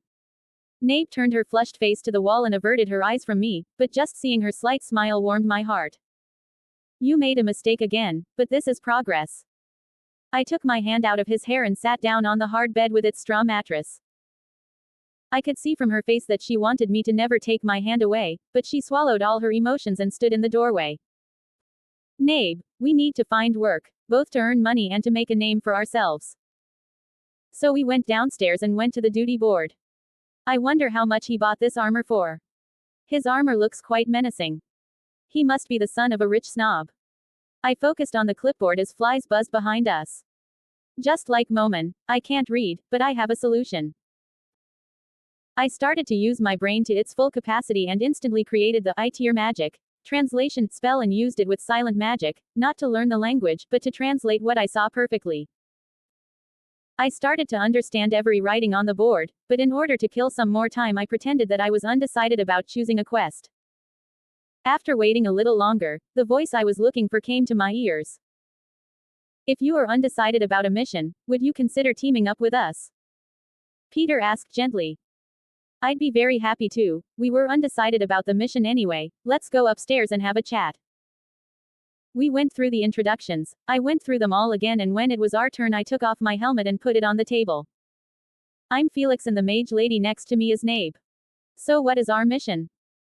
We had started to talk about the mission when Lucrut, the blonde boy next to him, suddenly dropped a bomb into the conversation. So Felix-san, what is your relationship with Nabe-chan? Nabe didn't move, as if she didn't care, but her eyes, looking at me with excitement and fear, gave away her neutral appearance. I immediately put my arm around Nabe's waist and pulled her to me, glaring menacingly at Lucrut like a territorial alpha wolf. She's mine. If you even look at her with lust, you're no longer a man. Nabe turned her red tomato face to me and tried to speak in an excited voice. But you are Alb. Ah, and I understand Felix-san. Don't listen to what this idiot says. But Nabe's words were ignored by Peter and he was kind enough to apologize on behalf of Lucrut. That's when the receptionist quickly approached us. Mr. Peter, there's someone who wants to hire you personally. Oh, yeah, do I know who that is? Actually, it's Enfire a bearer. What? Why? But I didn't give the red-haired bitch any potion. Wait, the kid wanted this team, not me. I could actually use this to get close to him, use his innate talent. So the most famous person in town is looking for you. I don't think you should miss this opportunity. I gaslighted them and pretended I knew him. We all went down the stairs and met Enfire Bearer, a skinny boy with bangs falling over his eyes. Enfire was tempted to hire the Swords of Darkness as bodyguards when they harvested herbs. But Peter was hesitant about the mission. After all, they had promised us. Peter, how about we take both jobs and kill the monster while protecting Enfire? I grinned knowingly. That's a great idea. I'll go to reception right now and accept the assignments. We set off for the meadows on Enfire's mission. Along the way I learned a lot of information, chatting about spells and martial arts. As we loaded the goods onto the cart, Lurkit immediately warned us. They are coming at last. They are heading northeast. Get ready for battle. Enfire-san, stay in the car. His usual flirtatious look has become more and more serious. I like it. Let's make some passes. A horde of trolls holding logs and goblins with rags and scrap equipment were advancing on us. You flank them by spreading out to the sides. We'll break their lines from the front. Then we'll narrow the field to prevent their escape. I took the swords off my back and moved slowly towards the trolls, then lunged forward and sliced the troll's neck like butter. I spun the second sword around and sliced the bellies of 2 more trolls around me. One of the disemboweled trolls swung a club, but my sword sliced both the club and his head in 2. I wonder if I can create my own martial arts. This will be a good testing ground. In my mind I started to design the martial art I would create. With job classes like Martial Master, Key Master, Martial Adept, Young Master, it was as easy as drinking water. I took a battle stance, opened my arm to the maximum and directed my ki towards the sword. When I swung the sword with all my might, a huge red sword slaw flew towards the trolls and sliced 5 of them in half at the waist. All the monsters turned away from me after this attack and attacked the others. Lucrut shot arrows at the incoming goblins with his bow, Dine slowed the charging monsters with druid spells, and Peter and Ninja took the opportunity to kill them all. The monsters realized too late that the situation was hopeless and the remaining 9 goblins and 1 troll tried to escape. Nabe intercepted them and slashed 4 goblins with her trained sword moves and pierced the troll and 2 goblins lined up in the same row with her lightning spell. The remaining 3 goblins were destroyed by long-range attacks from Lucrut and Ninja. After a few minutes of looting and taking parts from the monster corpses, we set up camp to relieve our fatigue and treat our wounded. You are really strong, Felix-san. I think you are almost as strong as the captain of the knights. Dine. How did you get these swords? These swords sliced monsters like cheese. Peter. Nabe-san, using rank 3 magic at such an early age. You really are a powerful sorcerer, Ninja. You double doves are really strong, Lurkit. Nabe immediately blushed and turned excitedly to Lurkit. What? Double doves? What are you saying? He is Al. As soon as I put my hand on her head, she stopped talking. I stroked her head a little and pulled her into my bosom, activating the message spell. Tell me, my beautiful Nabral Gamma, why not you too? Don't you want to be my woman? Her eyes widened in shock and she looked at me as if questioning whether what she had just heard was real. I caressed her face lovingly with my hand and kissed her cheek. Her face blossomed with the most sincere smile I had ever seen. And now I have proved that you are my woman by marking you with that kiss. When I turned to look at the others, they were all red and Ninya hid her face. Well, I'm sorry to interrupt this loving moment, but we should get going. Lurkit put his hand on his heart as if he was suffering from heartache and said jealously. You go ahead, we'll apologize to nature for the creatures we killed, we'll catch up with you in a few minutes. I sent them away with a half-believable excuse and came with Nabe to the middle of the area full of corpses. I took out the storage orb and used the consume spell to store the blood and mana of the corpses. We hurried away from the area, caught up with the car and drove to the village of Karne. From there we went to the forest to gather herbs before heading to the city, where I tamed Hamsuk. We returned to the city with a rather large load and parted ways. After registering Hamsuk at the guild, we went to Enfira's house. We met Enfira's grandmother on the road and came home. The smell of blood immediately assaulted my nose. Immediately realizing the situation, Nabe drew his sword and we rushed inside. When we reached the warehouse, the corpses of the Sword of Darkness team were in front of us. Suddenly they all stood up and rushed at us. Enfira's grandmother rushed out into the street. Nabe, calm her down and bring her here. Understood, Felix-san. I decapitated all the bodies and examined them. They were really riddled with holes, so Clementine had done his job well. I came to Ninya and summoned the soul with the summon soul spell. A small bright yellow orb appeared next to the corpse. I copied magic talent with the dominate talent spell and looted all the souls with the soul plunder spell. After Nabe and Enfira's grandmother returned, we carried the bodies outside. Where is Enfira? Is he okay? Why? I turned to the old woman who was still not fully conscious. Enfira is not here, so they kidnapped him, and these kidnappers can cast rank 3 magic, so they are very powerful. If you go to the guild and give us a mission to find him, we will do it, but I can't promise that he will be alive or dead. But you just said it yourself, they are powerful, will you be able to do it? Don't worry, we are the only ones in this city who can do it, for a price of course. How many you want? Everything. What? You're the devil. So what if I am? The main thing is to find Enfira. We'll try to locate him, and in the meantime, think about my proposal. Lizzie nodded and left us alone in the warehouse. I put the map of the city on the table. First we need to locate them. Since he's a necromancer, he's probably in the graveyard, but we need to investigate for confirmation. How do we do that, Ashfall-san? Nabe asked. I opened my inventory and put the pouch full of scrolls on the table. The enemy didn't take anything from the bodies, except the adventurer plates. We can locate them. I took out a scroll of locate object from the pouch and gave it to Nabe. Just use this for now. But if our enemies were strong, we would have to take precautions against the counter detection spell. As soon as Nabe used the scroll, the paper shredded and Nabe marked the graveyard area on the map with her finger. They are really in the graveyard. Ashfall-sama, your wise guessing skills amaze me. We left the room and Lizzie, who was standing opposite the door, came to us. We found his location, they are in the graveyard. If you want, go to the guild and hire us for this mission, but remember, I make no promises that Enfira will return alive. Okay. I'm going to the guild right now. So we immediately went to the graveyard. There was a huge wall with a few soldiers guarding it, but there were too many undead coming out of the graveyard. Don't come any closer, this is no place for